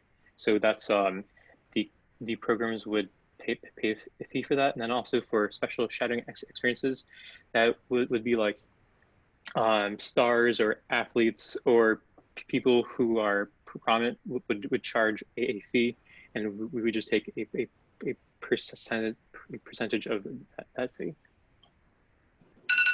Thank you. All right. So we ran a bit over on time, so we won't be able to get the last judge's question, but we do need to move on to SwapUp. So if SwapUp, you can start to share your screen, we can begin your presentation, and you'll have 3 minutes, and ideally 3 minutes filled with all 4 of the judges' questions. So this is Liz. Yeah, exactly. And Jazz. All right, first word, and we'll begin the 3 minutes. All right, let's get started. So we are SwapUp. Just a little bit about us. Combined, we have over 10 years of experience in fashion, marketing, and logistics. The problem that we're trying to solve is the single-use outfit. I was at a wedding recently, and all the girlfriends of the groomsmen were getting ready together, and we were complaining about having to buy dresses for every new event.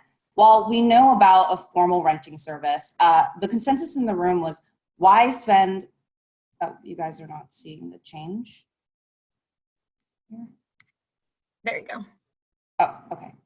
Sorry about it. Why spend $80 to rent a dress when you can buy one for the same amount? So we quickly realized that we'd love to switch dresses with each other, but it would be difficult to coordinate. And since we live far away from each other, the idea for SwapUp was born. So some of the other problems in the industry that there are a lot of options out there, but they're expensive and conversely time consuming. So one of the most cited issues in the industry is inventory availability. And consumers' closet spaces are shrinking and donations often end up in landfills. So our solution is SwapUp. We believe that creating a circular fashion economy is the answer. So we created SwapUp for someone like Anna. She is a young professional living in a metropolitan area, and she attends a lot of special events. And 2 important things to note about Anna is she is part of the 72% of consumers who prefer to buy from eco-friendly brands, and the quickly growing 51% of consumers that are willing to shop secondhand. So how do you SwapUp? First, you go online and buy a dress for a discounted price from our marketplace. Then you receive a usable bag and the dress that you purchased. Using that reusable bag, you send back the items from your closet, and then from those items, you receive a credit on your account called our Swap Bank. You can use those credits to purchase clothes from our online marketplace and then repeat. On the back end, we clean, photograph, and store the items for swapping. So what makes SwapUp unique is that in addition to being extremely user-friendly, it's also extremely social media friendly, which will build us a loyal customer base, and we'll also keep an eye on sustainability at every single part of the business.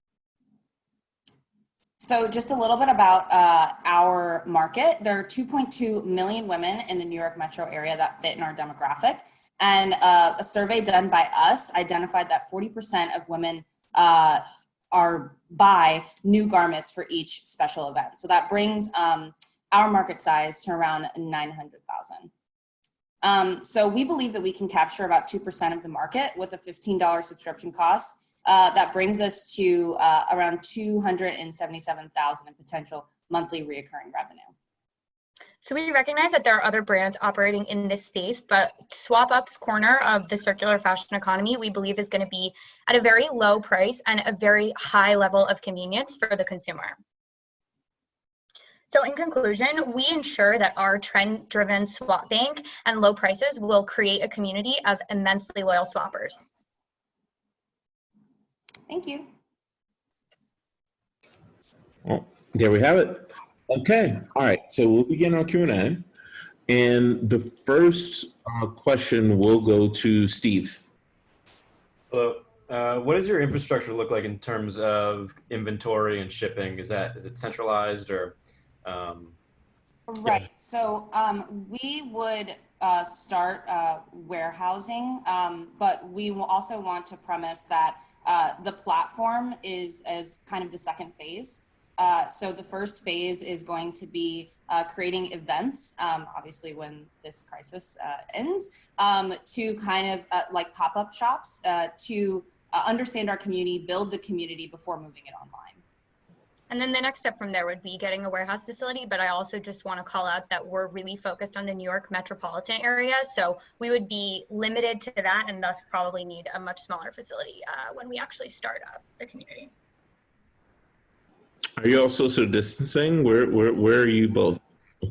I'm in the Florida. Were those different states? Sorry, I didn't hear that.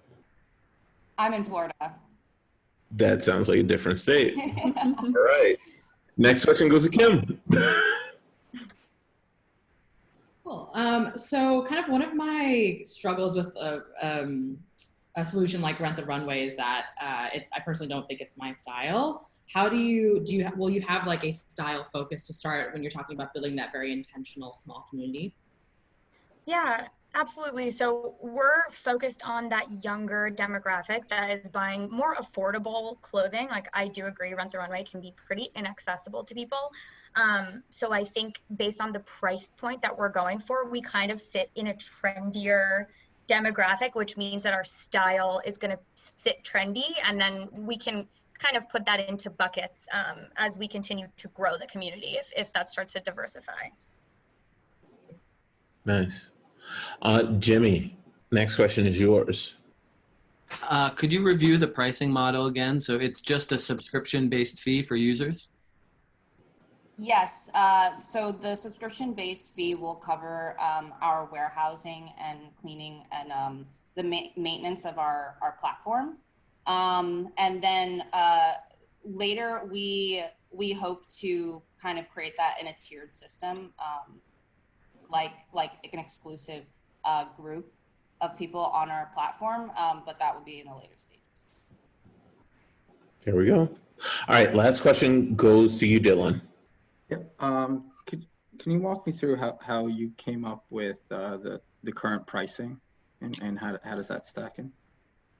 Right. So we, in our survey, we found that our personal, like our demographic sits in a $15 range. And from some of our research, we've also found that that is the threshold in which our particular demographic will allow a subscription to kind of sit and keep running. And it goes like in the unnoticeable range.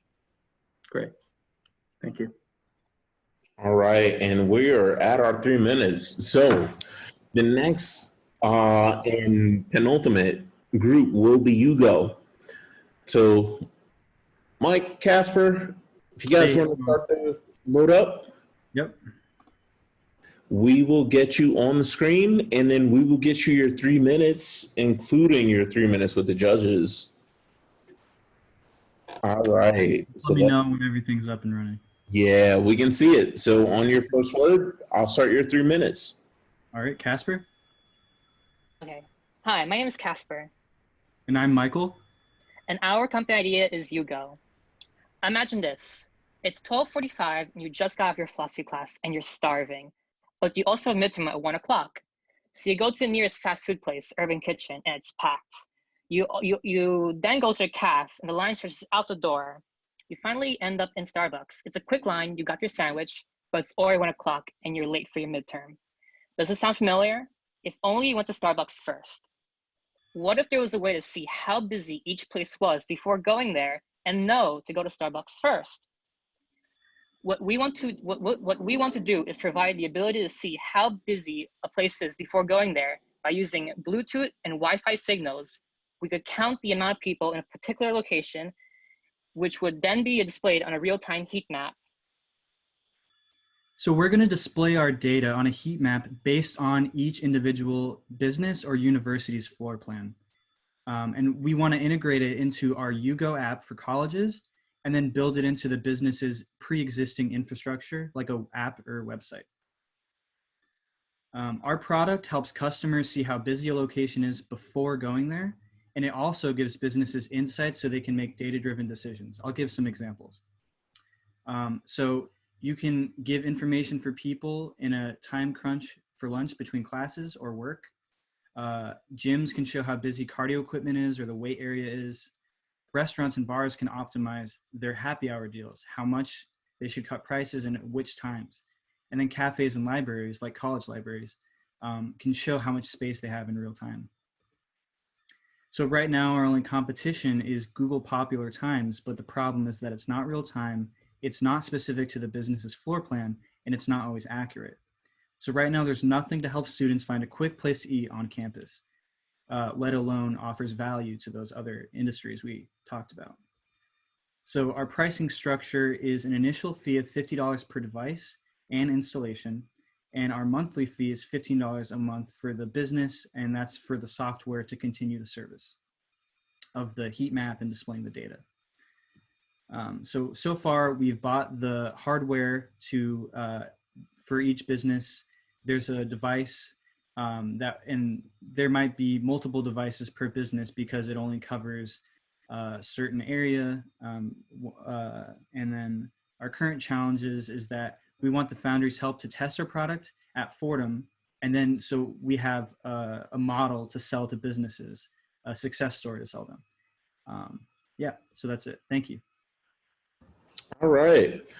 So all that being said, next question goes to, oh, let me turn this off. All right.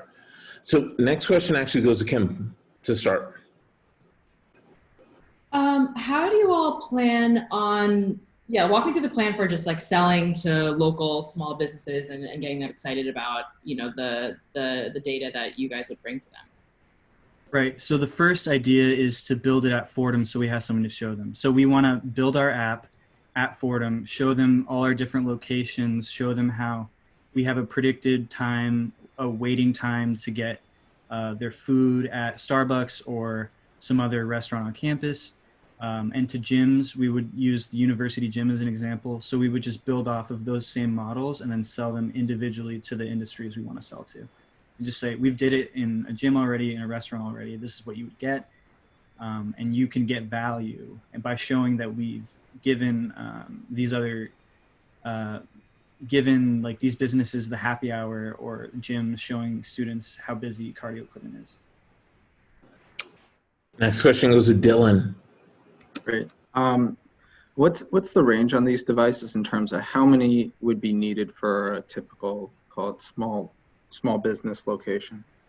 It depends on the openness of the area. So say like there's lots of walls in the way of in the area. So if it's a small room, you might need one device for one location. If it's like a class, say like the library.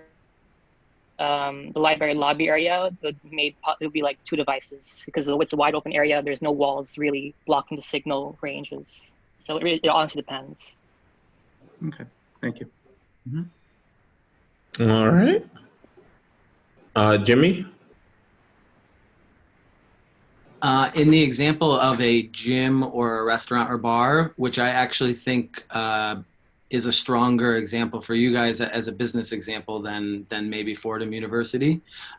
In that example, is the gym who's purchasing this equipment and service from you guys, are they making that information available to members or to people going to that gym or restaurant or bar, or is it just for internal R&D so they can understand when they're busy and not busy? Yeah, I think you can take Michael. You can take it. Yeah, okay. So I think we would want for them, I think they could get a lot of value by maybe selling an elite membership that shows real time how busy the cardio equipment or weight area is. That's an idea. And then also for internal analytics if they want. Yeah. But I think there's a lot of value for customers to see. I agree. Yeah. There we go. And lastly, Steve. Yeah, so as someone who has used the Google like busy meter, whatever it's called, a lot and decided not to go somewhere based on that information, what would you say to a business owner who says, look, I'm pretty busy at certain times. I don't want people being turned away by the fact that I have customers in my office, so I don't necessarily want to use that product for my business? Yeah, I mean, I think for some businesses, they wouldn't want to show real time. So, because if that is a bad thing, that they have such a high busyness at a certain time, they might not want to show people that. They could also like try, they could also like try to like do a promotion on an off hour and try to bring more people in that time. So like spread out their traffic. So you won't have this problem of people being turned away because it's busy. Right. It'll allow people to know when the busy hours are so they can avoid them, I guess. Got it. Yeah. All right. Well, that seems to be the last question from the judges. We've got one more team that's ready to go. So I'm glad that you all stayed with us. I guess I'll bring in puppy time. So everyone get ready to see a puppy. He's scared. But we have one more team. It's a team that's a bit out of order. CollegeSublets. Brian Ma. All right, thank you. So good afternoon. I'm Brian Ma, the founder of CollegeSublets.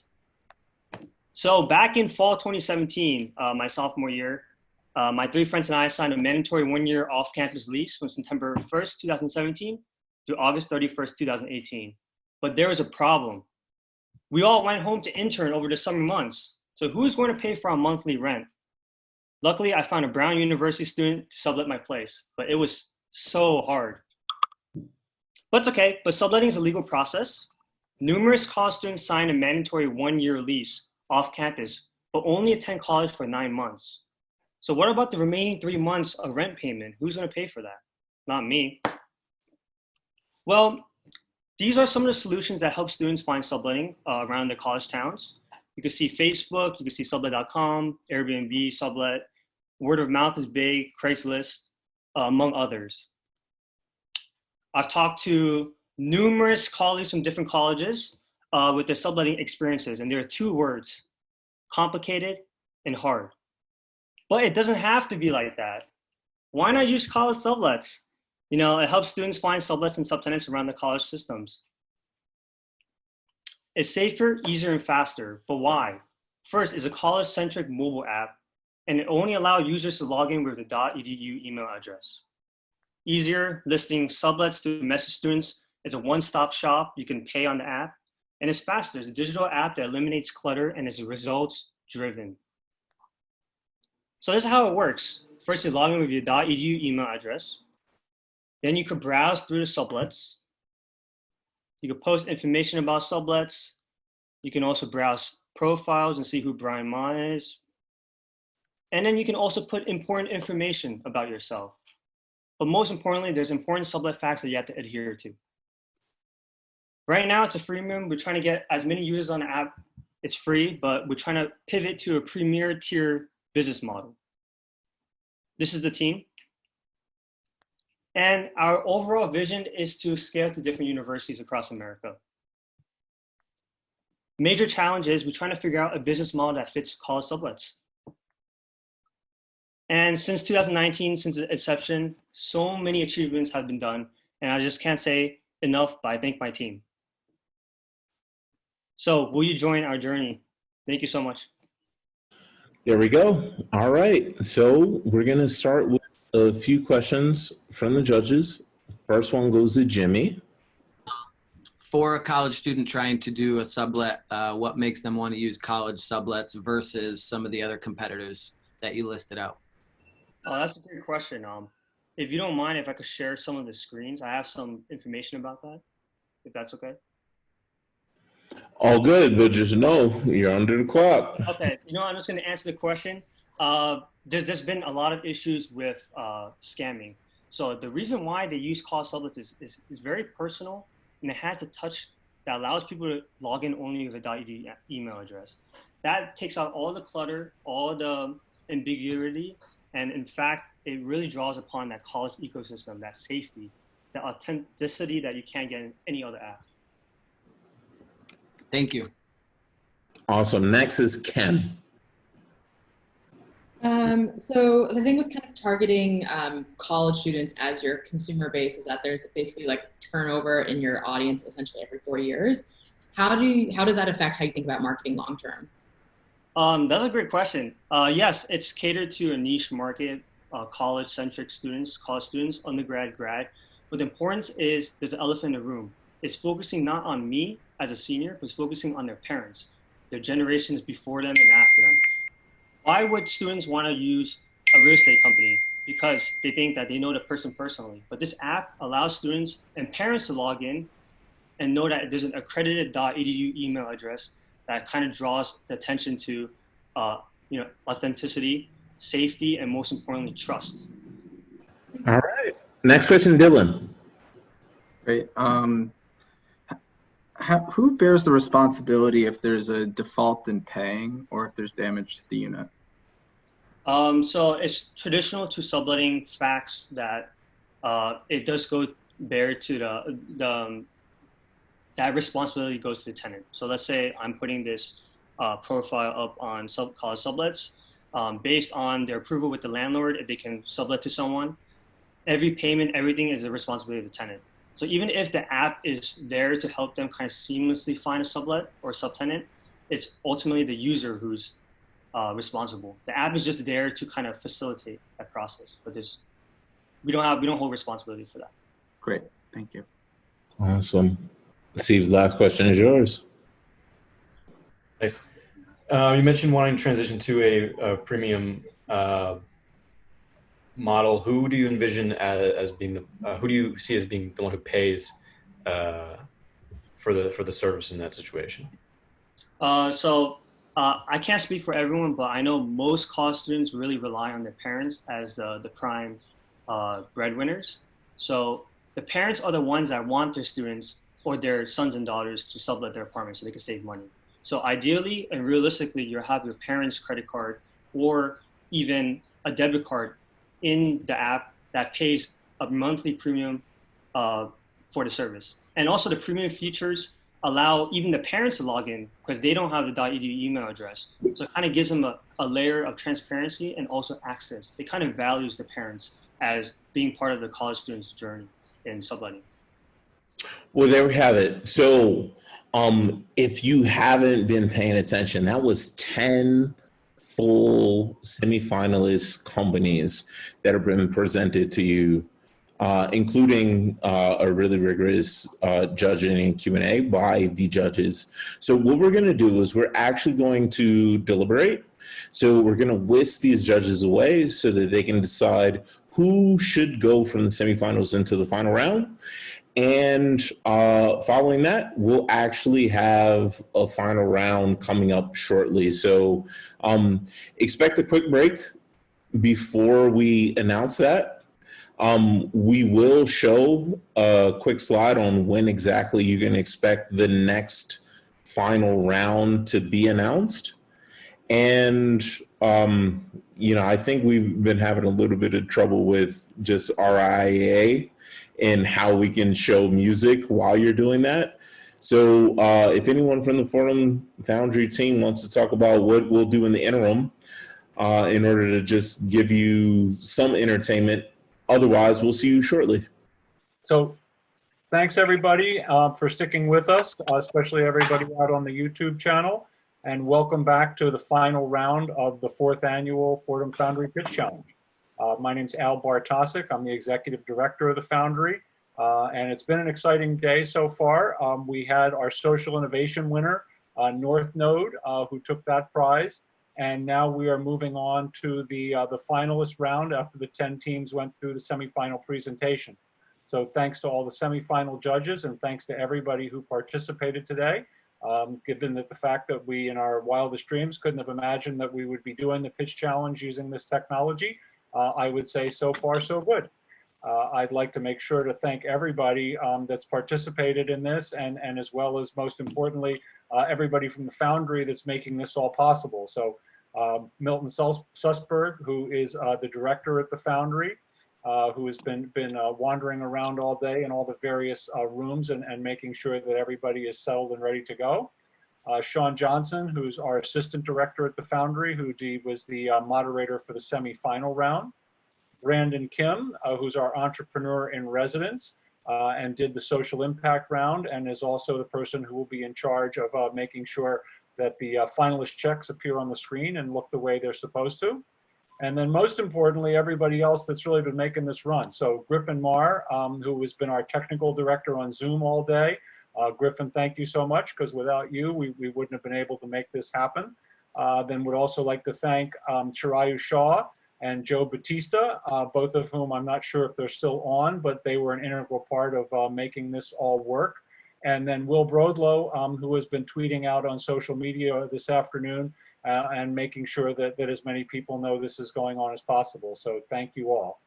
And then last but not least, Julia Rubino, who I'm going to turn things over to now, and she's going to take you through our pre-application. So for those of you who have been assigning dollar values and investment values to the teams during the course of the day, Julia is going to give you one more tutorial, and then she's going to close the voting. And while the judges are deliberating in the final round, we will make sure that we tally up the scores and we report back to you as what's been happening with pre.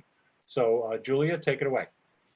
So with pre, you can engage with our teams by virtually investing in their company through the app. So the pre-app allows you as an audience to have a gamified startup investing experience. So to download it, you go to the App Store. You can use that link that's provided below, and it's called Play with Our Money. And then once you create an account through pre, you're going to select pre-investor.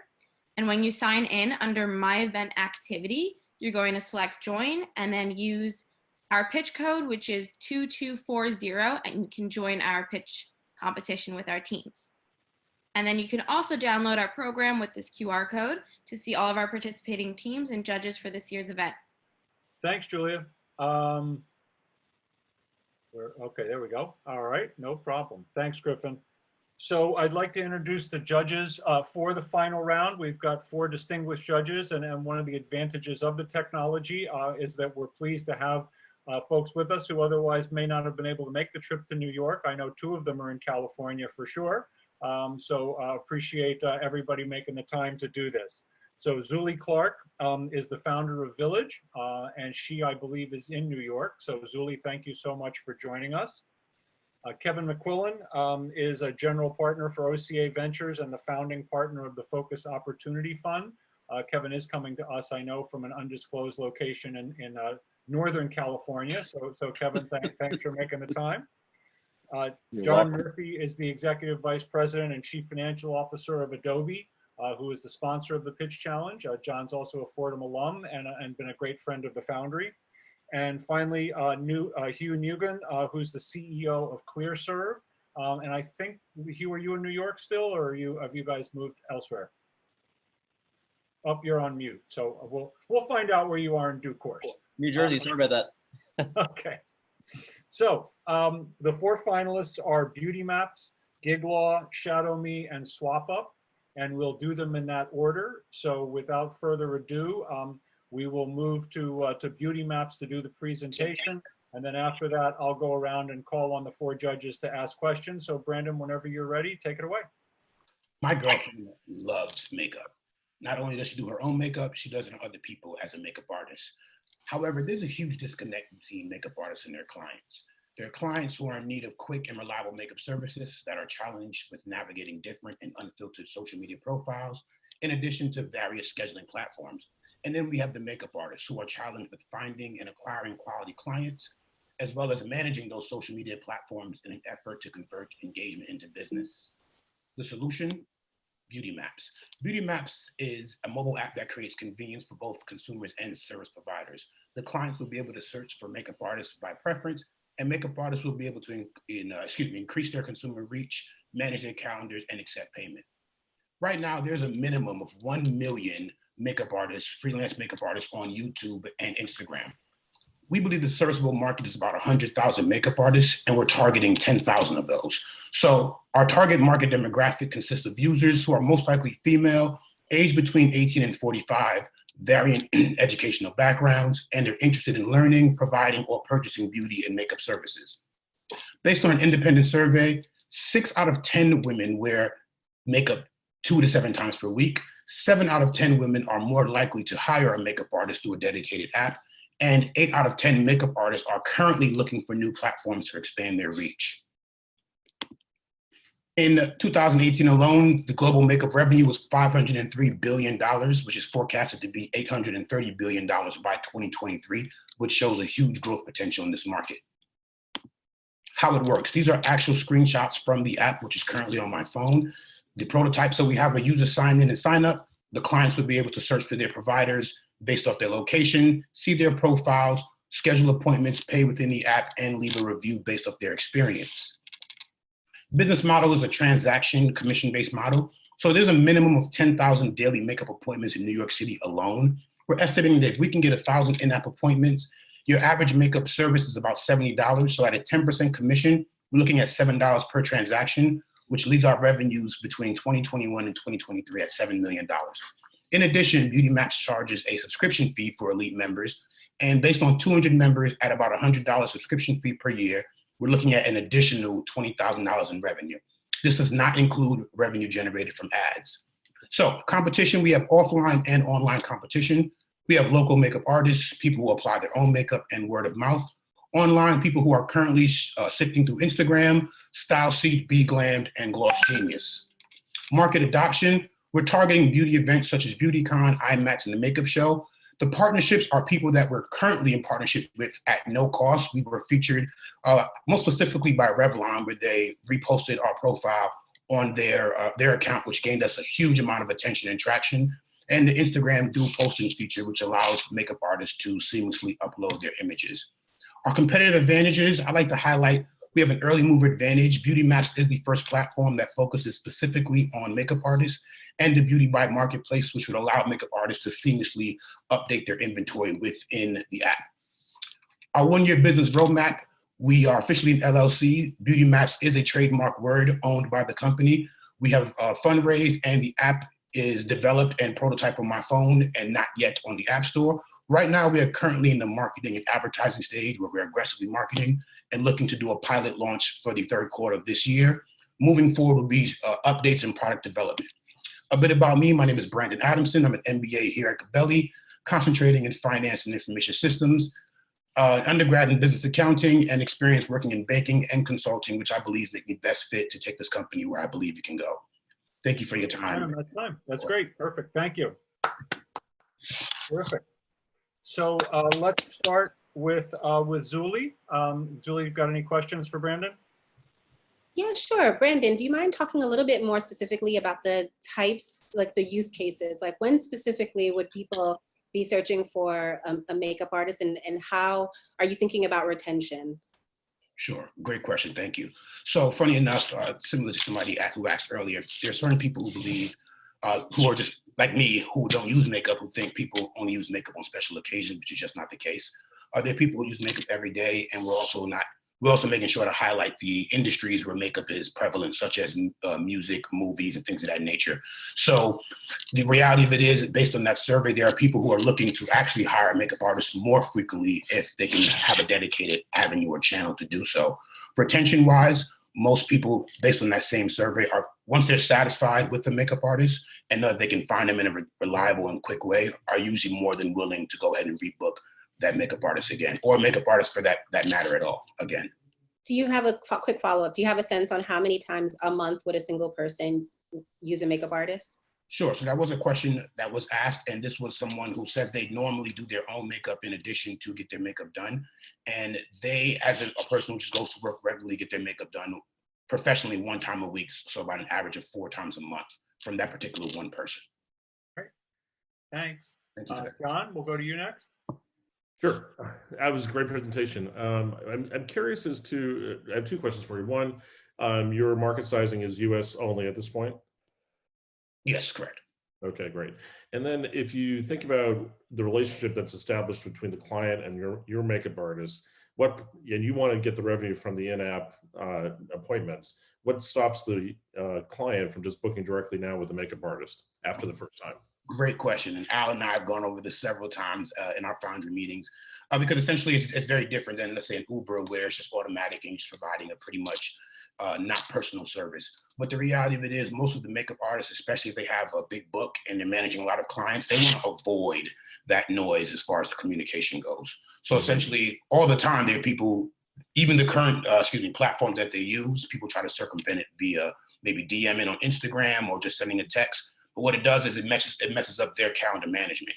So essentially, most makeup artists who do have a quality book are essentially saying, hey, I want an app I can communicate in, book in, get paid in, deny, provide refunds all in one space, because I want to avoid having to figure out where I'm contacting my clients. I believe that should answer the question. Thank you. One more question, if you don't mind. You focus on makeup artists, and when I think about, I don't use makeup either, but for folks that do, oftentimes they're at a salon as well. So have you thought about actually engaging with the salon for more than just makeup services? Absolutely. So that is part of the plan for in the future. Currently, the issue is real estate. There are makeup, most people like you and I who don't use makeup, we tend to jumble makeup with aesthetics altogether, hair, nails, and in reality, it's not. Most people who do makeup artists, they don't have a passion for doing hair or doing nails. And the reality of it is, I believe once the consumer or the customer base grows enough, there will be that inclination to add hair and makeup of those things, or hair and nails, or aesthetics or cosmetology. But right now, as it stands, our makeup artists are pretty much furious with having to share real estate on Upwork or these different freelancing platforms where people are looking for electricians and plumbers, or lawyers for that matter. Great. Thanks. Thank you. You? Anything from you? Oh, you're on mute. You're still Brandon, fantastic presentation. Thank you. My question is probably based on my background, where I used to work for a B2B2C company, where we built expert networks. And I guess the question is, I'm curious to how many makeup artists you have signed up already, and what is the challenge, if any, of signing up additional makeup artists, whether they be part of salons or not? Is that kind of inventory or provider acquisition kind of the next step for you guys, or what's the next step? Sure, great question. Thank you for that. So just to make sure I'm answering the question correctly, essentially right now, because the app is still in prototype phase, it's only currently on my phone and my developers. It's not currently on the App Store. Yep. But on our website that we did launch and had a huge spike in traffic after we launched, and our social media profile, people were allowed to essentially, I'm not sure the word I'm looking for, buy in. So there are several people who can essentially spend $1 for what we call lifetime access, which just gets them somewhat of an early bird access to the app once it launches. And we've seen a lot of traction with that. And what it shows is that most makeup artists are usually starting out and looking to expand their business. And then you have one segment of people who are just starting out and another segment of people who just need an answer because they have such a high amount of business. So the custom acquisition, the cost right now is very minimal by way of just social media and providing the product. But I don't believe that's going to be a huge issue moving forward, since there's such a wide spectrum of people who are interested. Absolutely. It's great. And I saw one of the third part of your distribution strategy was Instagram and influencer partnerships. So that makes a lot of sense. Sure. Thank you. Thank you very much. Okay. And Kevin, not last but not least. Yeah, a couple questions. So one, we were early investors in Upworks, and I think you did a good analogy about this is somewhat similar to an Upworks model. I guess one question is, how are you going to drive these partnerships? Because I think one of the key things in this business is you got to drive your indirect, people to come to your platform. So how are you going to convince these partners to come pick you rather than somebody else? Sure, absolutely. Great question. Thank you. In this business, especially in the business of aesthetics, a lot of things are about reviews. And most of the time, usually when you have a trusted person who is sharing that information, it usually provides confidence to the consumer. So being featured on Revlon's page, being featured on these makeup artists who essentially have millions of followers because of their craft and makeup, provides a sense of confidence to people who are looking for that, okay, this is a brand that I can trust and rely on. So in regards to just building that in, it's just making sure that it's also mutual. So most of the time, even when we featured Revlon or featured these different people and they featured us back, they're also gaining new members or new followers that is going to segue into their page, and now they have more eyes on their product. So I believe it's somewhat of a mutual understanding and agreement. Okay. Now, the second question I had is just about your team. Thus it's you, but so who do you think you should add here in the next, say, 6 to 12 months? Definitely a CTO. To grow this company. Definitely a CTO. I did have someone working, my CTO, he is a software engineer at Boeing. But his family blew up. He had twins and a wife, and so I'm looking at somebody who can provide a little bit more attention and energy towards the matter. Okay, thank you. Thank you. Good presentation. Thank you very much. Thanks, Brandon. Thank you. Okay, we are now moving on to gigLAW. So Haley, if you can pop on your video there and share your screen, we will get going with you. What is one of the most archaic industries that is in need of revolutionary tectonic changes? It's the legal industry. I'm Haley Leviashvili, and I'm the founder of gigLAW. gigLAW has been created to fill a blatant gap in the legal education system that is there, yet rarely discussed. When I entered law school, I knew I didn't want to go to law. Yet I found that there were minimal resources to help me find placements in any other field of interest that I had. After waking up early every single day and sending over 1,000 emails just to get informational calls, I finally landed on the idea that would change my life. Offer my legal services as a legal intern to complete project-based work for a monthly retainer fee. With this, I was able to pay off my entire third year of law school. When I reached 10 clients, my friends all asked, how can I do this? How can I make project-based money? And so gigLAW was born. We provide opportunities for law students to complete project-based work, earning a small income in law school, and allow for sole practitioners and small firms to receive high-quality work without the hassle of overhead costs. There are over 80,000 law students that exist each year after 1L and 2L searching and scrambling for summer jobs. Law schools rarely provide the resources necessary to help these non-corporate law students land those jobs. Yet these aren't the numbers to pay attention to. It's the lawyers themselves. 20% of the legal industry is comprised of sole practitioners and small firms looking to avoid the overhead costs of onboarding legal interns, yet still want that high quality work.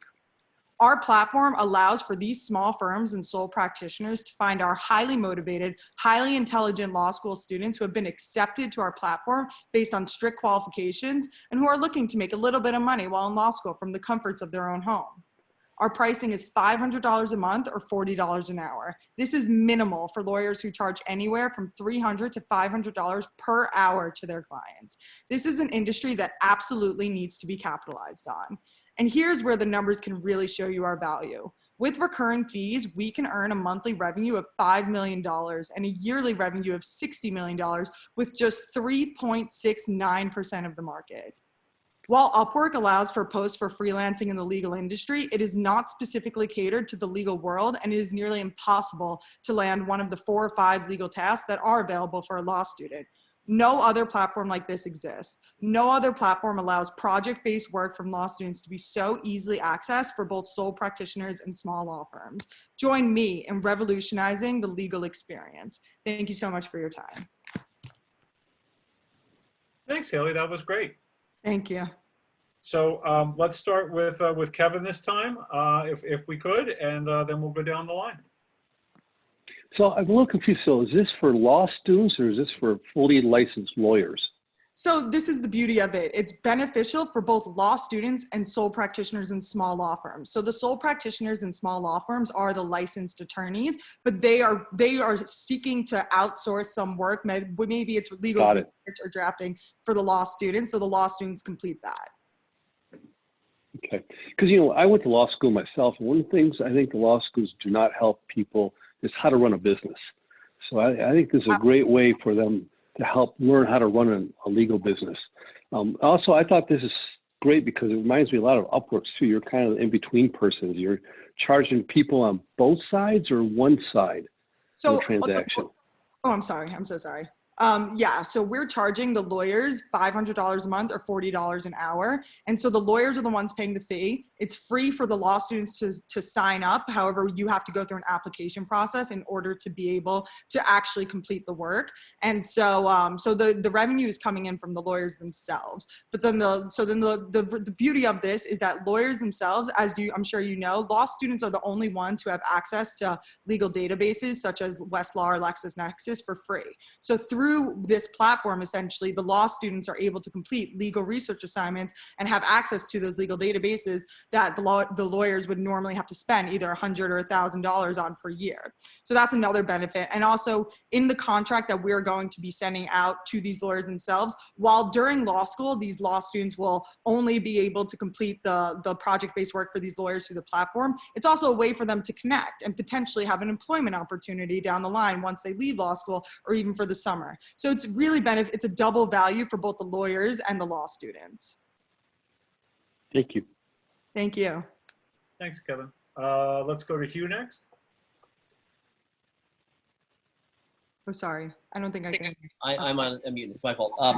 Fantastic presentation. Thank you. I was very interested because I think your business has several potential avenues to pursue. Absolutely. We created some optionality. I think you'll figure out what may work, but I used to work at this GLG expert network placement business. You have elements, I think, of almost a not only the verticalized kind of micro work project engagement thing of like an Upwork, but you also have even higher value things like even an executive search or a placement firm. And I think one idea I wonder is if you've ever considered, sorry for the long-winded question, you've ever considered, since you can serve so many pieces, you're verticalized by industry, but the pieces where you provide value from a 2L, a 3L to a JD licensed lawyer, could we view it as an ATS or kind of almost an applicant tracking system or a hiring CRM for lawyers, possibly? It essentially can work as that. So the main goal is to be able to help these lawyers work on these projects, give out projects that they normally don't have time to do. And if they like the work that the law student is completing for them, it essentially can, because what the feature is going to have on the platform is if you specifically want this one law student to continuously work on your project, you can select that. And you can also review the law students, write the reviews, this was timely, this was excellent. And we're also, another value add-on is I'm currently talking to another engineer who's developing legal technology to analyze the work product before we submit it to the lawyers. So let's say someone is drafting a contract, and you'll put it through the legal technology, and then it'll make sure it has X, Y, Z provisions that are normally supposed to be essential in that type of work product. So that's another way that gigLAW is trying to expand and go into the gigLAW, into the legal technology world as well. Yeah. And one quick question, just also in whatever avenue you decide to pursue, I think it could be a wonderfully large business. Absolutely. Have you thought of how much you will invest in the technology piece in terms of profiling all these individual law school students and their expertise over time? Because it's a lot of this is implicit, explicit in your algorithm overall, meaning what does an applicant or a person know that they know, and then what do you think they know once they've done work with you? And so that ability to profile that expertise over time is going to be critically important to your business, I think. Absolutely. No, I completely agree. And I think that's one thing that's essential to the business, to be able to track the progress of a student and the types of work that each of them do. So like for me personally, I currently have 10 clients. So I've worked with business technology, I've worked with bankruptcy, I've worked with trust and will. So like for me, my personal profile, it'll be able to categorize that I have experience in each of that. So that's another way to track it as well. But yeah, I think that's a great, thank you. Awesome. Thank you so much. John, over to you. Sure. Yeah, great presentation. A couple things. I understood your revenue model, which I think is great, and I think it can be a huge business. And I agree with Hugh. There's a lot of different avenues you can go down, but there's also a part that you didn't touch on. Two things that I was curious of. What are your required funding for development of the app and your marketing and onboarding of these students? Of course. So right now I have engineers building the POC. So the POC is expected to be, well, amidst coronavirus, of course, like it's still expected to be able to be fully working. So it's going to be a fully working proof of concept by May. And so that right there, they are only charging me $2,000, which is great. But then they also, within our contract, they would like to be included as part of the engineering team. And they are also they will be open to equity as well. So I have the fees that I need for those engineers, and then also the legal technology I touched upon, I'm discussing with another engineer for there. So right now I'm really focusing on the engineering and making the product the best way it is. See, with marketing, although marketing is of course going to be a very important part of the business, right now, as I mentioned, I sent over 1,000 emails throughout the years just trying to connect with people. And I'm currently in the process of compiling all of that data and putting it within an Excel spreadsheet. So I'll have that data. So marketing, I really have the grind to do that, but of course we'll have to expand that, but that's more longer term, of course. Right now, the funds I really need is just to get the platform up and running, because especially in a time like this. Like right now, I am busier than ever, like because everyone's working from home, and that's what this platform would be perfect for. Like everyone in a time like this where we're in self-quarantining, people would still be able to complete this project-based work, and lawyers would still be able to contact the people working on their work. So that's my main focus, is just getting the platform up and running right now. So the POC is almost ready, and I have check-ins with the engineers now. It's virtually, but it's almost there, and like I'm very excited. It's so I'm just focusing on getting it off the ground, and that's what the funding is going to be initially for. That's great. And then my other question was, have you thought about this as a platform for pro bono work that needs to be done, that they could access these students that would be willing to do some of that?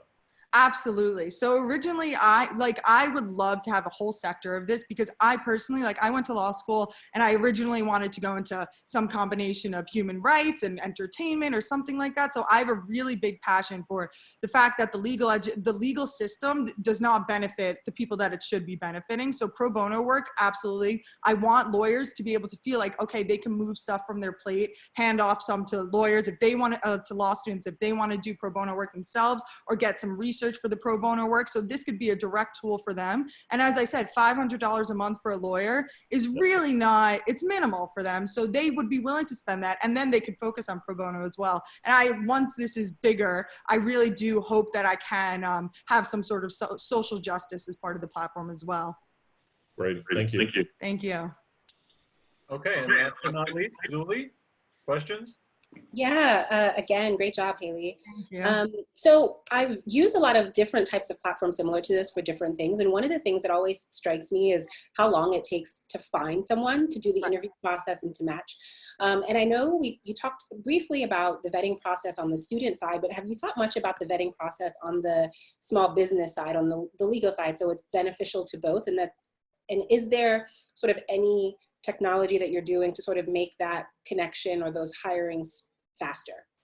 Right, of course. That's an incredible question, because it's definitely something that I've thought about, because in the process of me gaining on clients, I have had a couple of bad actors where, you know, they were very rude and whatnot. So I had wished before I had known, okay, this is what this person is going to be like. So in the way that I'm going to try and do this and try and limit, like, make sure that there's a vetting process for the lawyers as well, is that will be a submission section for what the type of work that the lawyer needs from each of the law students, and whether or not what their previous practices have been with law students. And so then also my hope is to have, once we have the business, we'll have a vetting team internally that will be able to do research on each of the firms that sign up. And I also think that there can be a complaint section, let's say, for law students, let's say they had a bad experience with one of the lawyers, they can report it to us, and then we would investigate that.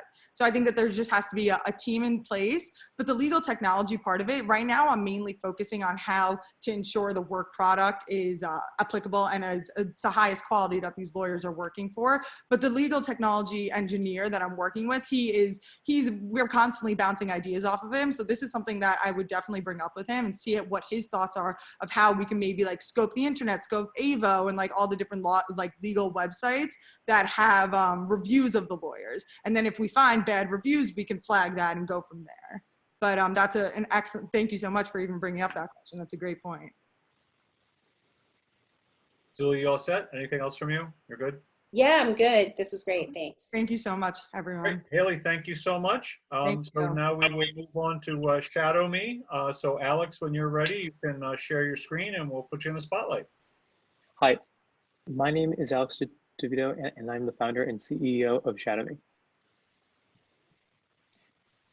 Today, many students have no idea what they want to do and are choosing to either follow what their parents did or pick a random major and pursue it. As a result, this causes a lack of passion shown throughout the workforce. But what if there was a way for a student to experience a career before they chose to pursue it? Introducing ShadowMe. ShadowMe is a platform that allows a student to shadow a career and figure out if that career is right for them. Why shadowing? By shadowing, a student can experience the day in the life of a particular career. This allows the student to assess whether or not the career that they had in mind was right for them, and it also allows them to build relationships with future employers. Why should companies allow shadowing? Companies that allow shadowing are able to give back to their community, boosting their PR image. It also allows companies to seek out prospect employees. How does ShadowMe work? ShadowMe works by allowing both the student and the career professionals to sign up. Once they sign up, they are added into a database. And when the student signs up, the student is connected with a shadow advisor. The shadow advisor's job is to work with the student to pair them with career professionals for shadowing. When I was in high school, I was able to run a successful pilot program. During the program, we were able to help 80% of the students and also help a student get a job offer. We officially launched on January 19th, and these are some of the companies that we are currently working with. Our competition. We have identified 3 main areas of competition. The first is high school programs. The second are companies that run their own individual shadowing programs, such as a hospital. And the third one is career services. Progress to date. In 2015, I was able to identify our problem. Since then, we have built a platform, and we currently have a trademark on both ShadowMe and our logo. And currently, we are approaching businesses and building a team. Our business model is a freebie model, which means that it's free registration for students and career professionals. However, we do plan to offer premium options such as shadow recommendations, a talent finder, which allows companies to seek out talented individuals, and special shadowing experiences. In the future, we plan to build a student portal, which allows students to directly interact with career professionals, so no need for a shadow advisor or middleman. Financials. The ShadowMe vision is that in about 4 to 5 years, we will be profitable. Thank you. Great job, Alex. Thank you so much. So I think you need to just stop sharing your screen. There we go. Okay, all set. So this time, let's start with John. I'm trying to circle around and give people different chances to go first. So, John, questions from you? Yeah, great presentation, Alex. Thanks so much. One of the things I'm curious, and how is there varying lengths of the shadow program that you're thinking of? So as I think about some of these freshmen that don't know what they want to do, let's say they want to do multiple shadows. How does it work, and is there a minimum length of time? Okay, so shadowing is not based on a schedule. It's a day. It's defined by a day in the life of a particular career. So that's 1 hour to 1 full day. So it's completely up to the company or the individual on how long they want to offer it. So from what we've found out is that, like, so for instance, financial advisors, their shadowing experience is about 1 hour. But with architecture firms, because they have a variety of different careers, their shadowing experience is about 1 full day, because they like to basically introduce their whole team. That's great. And then on the financials, you said you'd kind of be profitable in 5 years. What's the volume of participants on the company side and also on the shadow individual that need to be participating at that point? Okay, so when I did a survey back in high school to find out how many students were, or how many career interest students had, it was about 5 to 7 career interests per student. So basically, it would have to be 5 to 7 times. Nice. Okay. Thank you. Yep. Great. Oh, Zulie's back. Okay, I was going to call on her next, and then I saw her video went wonky there, but looks like she's returned. So take yourself off mute, and if you've got any questions, please go ahead. Yeah, I do. Great job. I see this effect of my blinds, and so I was just trying to fix that for everybody. Yeah, so I have a sort of timely question. Have you thought about shadowing is mostly, traditionally anyway, like an in-person experience, but with the future of work and in the conditions that we are now, with most people working from home and working remotely, how have you thought about potentially adopting or adjusting the shadowing experience to fit the future of work? Okay, so is that the idea of working from home, correct? I'm sorry, you cut out a little bit. Is that from the perspective of working from home? Yes, the future? exactly, Okay. exactly. If you're working from home, yeah. So maybe like a kind of a video version of shadowing, or like producing updated content based on like different careers. So I know our government does like have videos of the different careers, but they're not exactly updated, and so maybe something like that to tailor to careers that are based from home. Great, thank you. Okay, great. Kevin, anything from you? Yeah, Alex, so how are you going to find the companies that want to do this? How do you attract them to your platform? Okay, so currently I am cold calling them, which is, I've cold called about 2,200 so far. And so, so other than that, I plan on partnering with high schools and colleges and kind of using their networks. And so basically with, so here I'll say, so why colleges? So most students, I'll be honest, are not good with commitment. So so basically by allowing a student to shadow, they don't exactly have to commit to a specific internship or a job, and it basically allows the company to see if they are actually interested, and then also for the attraction on the high school side, it would just be to find prospect employees for the future. And who do you target when you cold call these companies inside the organization? So I've been cold calling HR people, CEOs, just people that I think would be involved in like the people aspect. Oh, I'm also head of people department, things like that. Thank you. Okay, and last but not least, Hugh. Oh, you gotta come off mute. Hi, here you go. Alex, great job. Very interesting. I think there's something there, and there's something potentially big there, because I think what you hit upon is, my comment before my question, my comment is, you hit on career exploration and discovery. You hit on mentorship opportunities, and these are our key pain points where professionals like myself and other people in the industry actually want to mentor people. But we often are very limited by our own networks. And so the nature is, if you want to build a business that expands, it increases and democratizes access for people in industry and companies to find people who are awesome, who they might not have otherwise found. That discovery long tail is a very novel, very interesting thing. Now, the question is, how are you going to do this? And so how you do this is, if I'll paint a scenario for you. If I'm Goldman Sachs and I typically recruit at all the Ivy League schools, but by the way, there are 10 incredible Fordham people who I want to meet, but I just don't know how to find them. So it makes sense that you're doing this business in many respects. I think it creates a lot of opportunity. How are we going to find you, and how would I at Goldman Sachs or some other large firm be interested in you? And so one question I have is, have you thought through tools and mechanisms and how to engage the corporate side or the company or the industry side to get to you? There's a company that I'm in coronavirus isolation, so my brain is a little scrambled right now. I apologize.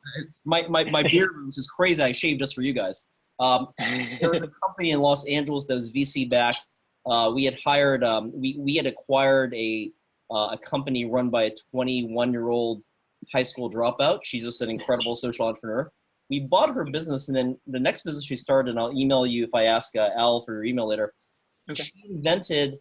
She is attacking your problem from a different perspective, meaning how do you educate people by through a non-traditional path?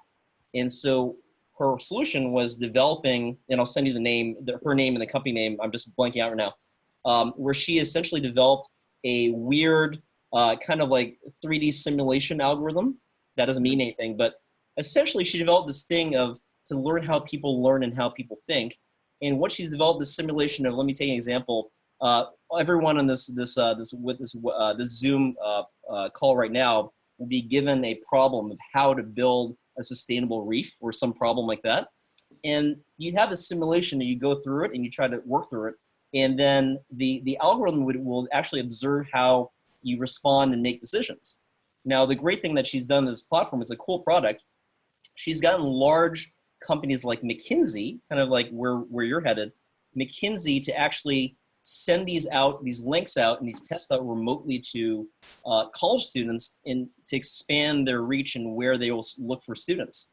And so the question, they don't have to just recruit at Harvard or Princeton or whatever. They actually can send this out and they might find a non-traditional candidate who's just really a good thinker or really align on kind of things in their culture that they're kind of looking for. So I guess the question is, common is, can you think through hooks, tools, technologies, engagement applications, or components or pieces to ShadowMe that will, because I think the idea is awesome. I think it's like career exploration, you want to help the student, but you have to get the people interested and hooked on to kind of find these individuals. And so I guess the question is, are there question I don't know the answer, are there pieces like the profiling and the testing and kind of highlighting things that will make the underserved, off the curve, really interesting candidate appealing to industry? That's a question for you. Yeah, so it's funny you say that because I'm actually developing something very similar to that. So so I'm currently working with the company called JustWorks to kind of offer simulated, so physical situations to where people who shadow can interact with.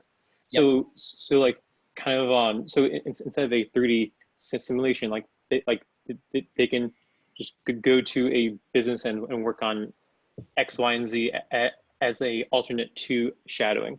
Yeah, so that would be my. That's right there. Yeah. I think you're on the right track. Yeah. Thanks. Thank you.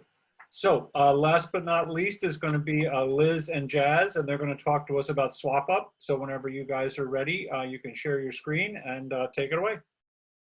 So we are SwapUp. Just a little bit about us. Combined, we have over 10 years of experience in fashion marketing and logistics. We are trying to solve the problem of the single outfit. So I was at a wedding recently, and all of the girlfriends of the groomsmen were getting ready, and we were complaining about having to get dresses for every new event.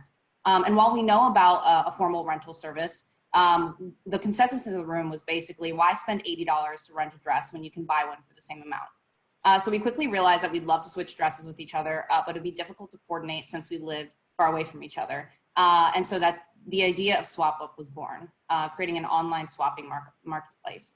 So the problem in the industry, there are a lot of options out there, but they're expensive and conversely time consuming. So one of the most cited issues in the industry is inventory availability, and consumers' closet spaces are shrinking, as well as the donations often end up in landfill. So we believe that the solution is SwapUp, creating a circular fashion economy. So we created SwapUp for someone like Anna. She is a young professional living in a metropolitan area, and she goes to a lot of special events. Two important things to note about someone like this is she is part of the 72% of consumers who prefer to buy from eco-friendly brands, and she's also part of the quickly growing 51% of people who are willing to shop secondhand. So how do you SwapUp? First, you go online to our marketplace and buy a dress for a discounted price. Then you receive that dress or garment and a reusable bag. So you use that reusable bag to send back items from your closet, and then you receive a credit in your account. So we call this the swap bank. So you use those credits to purchase clothes from our online marketplace and repeat. And on the back end, we clean and photograph and store the items for swapping. So what makes SwapUp unique is that in addition to being extremely user-friendly, it's also an extremely social media-friendly platform. And in addition to that, we're going to keep an eye to sustainability at each phase of the business. So we talked a little bit about who our market is, but how large is our market? So we want to start in the local area. We've identified that 22.2 million women in the metro area fit in our demographic. And based upon our survey done, we found that 40% of women buy a new garment for each special event. So that brings our market size to about 900,000.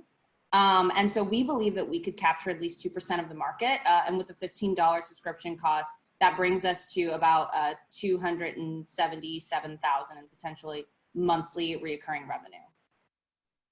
So we recognize that there are a lot of other companies at play in this space, but we believe that SwapUp is going to capture a corner of the market that exists at a very low price and an extremely high level of convenience for the consumer. And so in conclusion, we're ensuring here that our trend-driven swap bank and low prices will create a community of immensely loyal swappers. We thank you for your time and we look forward to answering your questions. Yes, thank you. Thanks, Jazz. Thanks, Liz. So for the last set of questions, we'll start with Hugh this time because he hasn't gotten to go first yet. So Hugh, let's see what you've got there for Jazz and for Liz. It's taken 4 presentations, but I've just unmuted myself. Fantastic presentation, ladies. My question is, who do you view of the existing business models that you would be entering in the marketplace against? Who would be the segment that would be the most competitive? Would it be, and I'm an avid online shopper, but my wife is even more avid, if you will. Would it be a social marketplace like a Poshmark? Would it be more of a online consignment where if you want to, like, buy a used or slightly gently used luxury dress or something, you'll buy it from there? What segment do you think you're going to try to, who are you taking share away from the most, will be the rephrase? Well, I think that we are probably going to take more share away from the convenience, I guess, which would be the online marketplace like Depop, Poshmark, ThredUp, those companies. The Rent the Runway has already gathered the market share of people who are willing to pay $80 to $160 for their dresses, and we are kind of establishing our place in the formal market wear, because Depop is a lot of streetwear, Poshmark is pretty much everything in between, and so is ThredUp. So we're focusing specifically on the single-use special occasion garments that for prom, for other special events, work events, and things like that. Yeah. So you're focusing on like the higher aspiration, the higher end, almost like the Rent the Runway market, but for the social marketplaces that we currently see, like Depop and Poshmark. But you think the average price point of that item is going to be much higher? The average price I've found from our surveys is from around $80 to $100. It's in our demographic. So it is much lower than Rent the Runway. So I think it's, like Jazz said, it's not as a direct of a competitor with Rent the Runway, because those women want to rent really expensive dresses, but we just want to solve the problem of, if you're not buying really expensive dresses, what are you going to do with them once you've worn them? And the swap bank, one quick follow-up question, sorry, Al. The swap bank and the barter credit system will be easy for a consumer to understand, meaning I will contribute X and get a credit to be applied towards another item to be applied within the ecosystem. Is that going to be easy for the user to understand that and how to do that? Yes. So when they go on, and I guess we'll talk a little bit more about the UX and UI later down the line, but when they go on, it'll be very apparent that when they're purchasing, we're giving them this reusable bag to receive credits on their account by taking items out of their closet. Okay. Cool. Thank you. Awesome. Thanks. So Kevin, let's go to you next, if you don't mind. Sure. So can you talk about the unit economics, like how many months before you break even on someone doing the subscription business? And what's the real cost of doing this, the bags and all that? Right. So we're more in the understanding the market phase and doing a lot of market research to understand our market and building that community. So we haven't built out a complete model of how much this will cost, but we know that obviously the reusable bags and the warehousing and the cleaning and things of that sort, but we don't have an answer for you. And I think it's just important to note that we have an eye specifically on the New York metropolitan area. So we are going to try to make it as accessible as possible at the beginning to scale in an intentional way to make that work for us. And we're not really going to be paying for any inventory aside from supplementary inventory. So that will help. Okay. How'd you decide on $15 a month? Right. So based upon our research, and we're going to dig down a little bit more on this, but in our demographic, $15 is the threshold in which people are willing to let a subscription run without, be scrutinizing on their bills, I guess. And Jazz and I were just talking before this call, like in the age of this global pandemic, we're feeling a lot more confident in that price because I think the first thing to go as the economy gets worse is going to be that Rent the Runway $80 subscription, because that definitely hurts a lot more for people in our age demographic. I guess Netflix has figured this out about the pricing. People never shut off Netflix. Exactly. I guess the other question I have is just, how are you going to attract, the consumers to you? How are they going to find you? Sure. So the first, Jazz sort of lightly touched on this before, but the first phase that we want to do, hopefully once social distancing has ended, is to do some in-person events and pop-up shops to really access the consumer within the Manhattan and surrounding area. And from there, once we've built up a strong understanding and a strong community, we would look to start marketing on social platforms and in search in this specific area. Yeah. Okay, thank you. Good presentation. Thanks. Thank you. Great, thanks. Zuli, let's go to you. Yeah. Great job. My question is around your decision between sort of managing the items versus having the users swap directly and you providing the platform or the mechanism for that exchange to happen. Can you talk to me a little bit about why you made the decision to manage it when it's not necessarily renting, that they are actually buying the garment?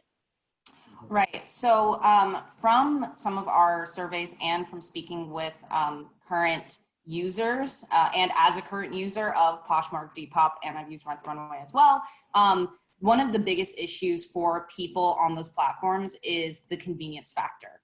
And ThreadUp as well. So when you're selling your items directly, it becomes a second job trying to find the other end, the other consumer for your product. And then using that money, translating it into actual cash after the platforms take their chunk. And also you have to pay for shipping and things of that sort. So we want to aggregate that into a subscription cost that will allow people to freely access and use this kind of like the ThreadUp model mixed with the Poshmark model. And I think it's also a way for us to ensure a lot of consistency and reliability, because we would clean the clothes and do some quality control that you just really don't have the ability to handle if you're going user to user directly. Right. The second biggest issue we found is the inventory and understanding that people drive to these platforms for the inventory and not having to sift through thousands and thousands of garments just to find that one that, is cheaper for them. And I guess one quick follow-up question regarding the bartering. When you say you were to find an item and on SwapUp, purchase it, and you get the bag, but then you decide that you actually want to send that garment back, how much credits do you get given the value that you just paid for it? Like, do you have a sense of like how much percentage it will drop or? Right. So we would have a fixed percentage, obviously based upon the information that we gather from users as they're using the platform and pre-research, but we would have a fixed percentage that we would, I guess, knock off if you return a product, but you will get credits for that product. Got it. Thank you. Okay. And last questions from John. Oh, John, you're still Yeah, sorry about that. My turn, you. No, great presentation. I really like the positioning that you have in terms of going for more of the socially and economically conscious consumer. I think the struggle that I'm having, and maybe you can help me understand, because I know you had only a short period of time for the presentation, but the amount of operating expenses that I think you're going to incur from handling the garment and cleaning the garment, and potentially, getting some garments back, as Zulay was saying, that how you are depreciating that product and creating value. I'm just curious, like where have you modeled, if you get a garment back, let's say 3 times, okay, that one's off the list. And so let's start there. I have a couple of follow-ups too. Right. So we definitely will determine the life of the product. And if it has been used, if it has been used almost past the threshold, we will let the person buying the product know, and also it would be significantly discounted, like Rent the Runways model as well. That's what they do. If it's used too much, it goes onto their buying marketplace rather than the renting marketplace.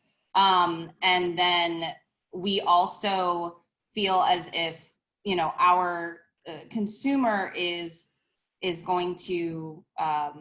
probably going to be cycling out this.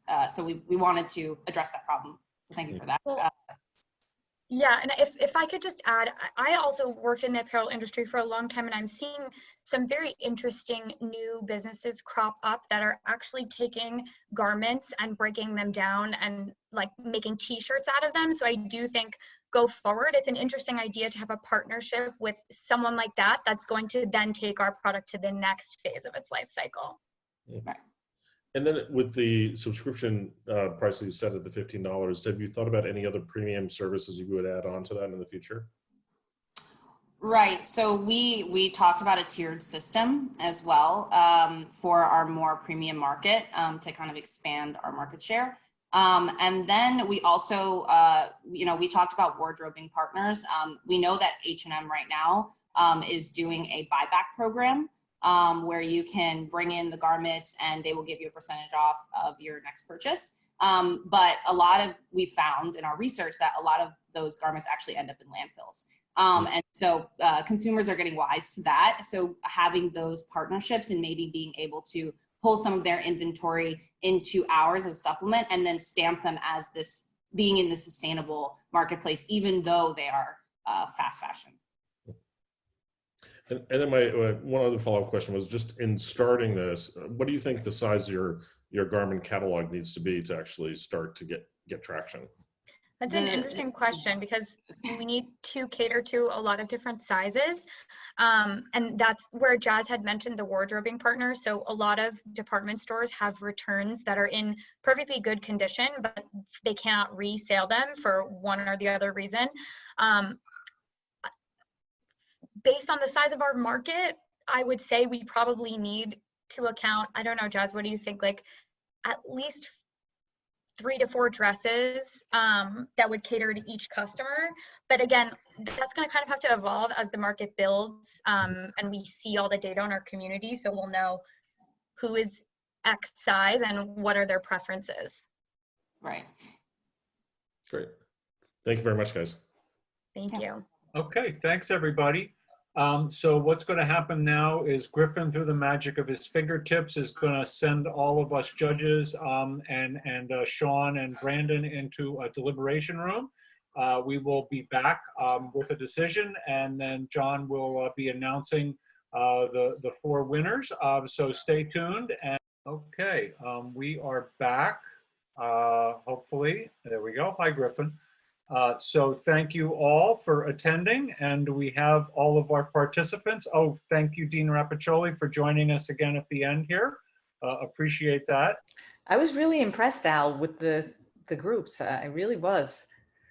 Good coaching. Yeah, no, they do. I'm telling you, Donna, it's great to see, and I will repeat what I always say is that, I would put the spirit of entrepreneurship at Fordham up against any university in the country. I think that the students are incredibly creative, super dedicated, especially this year.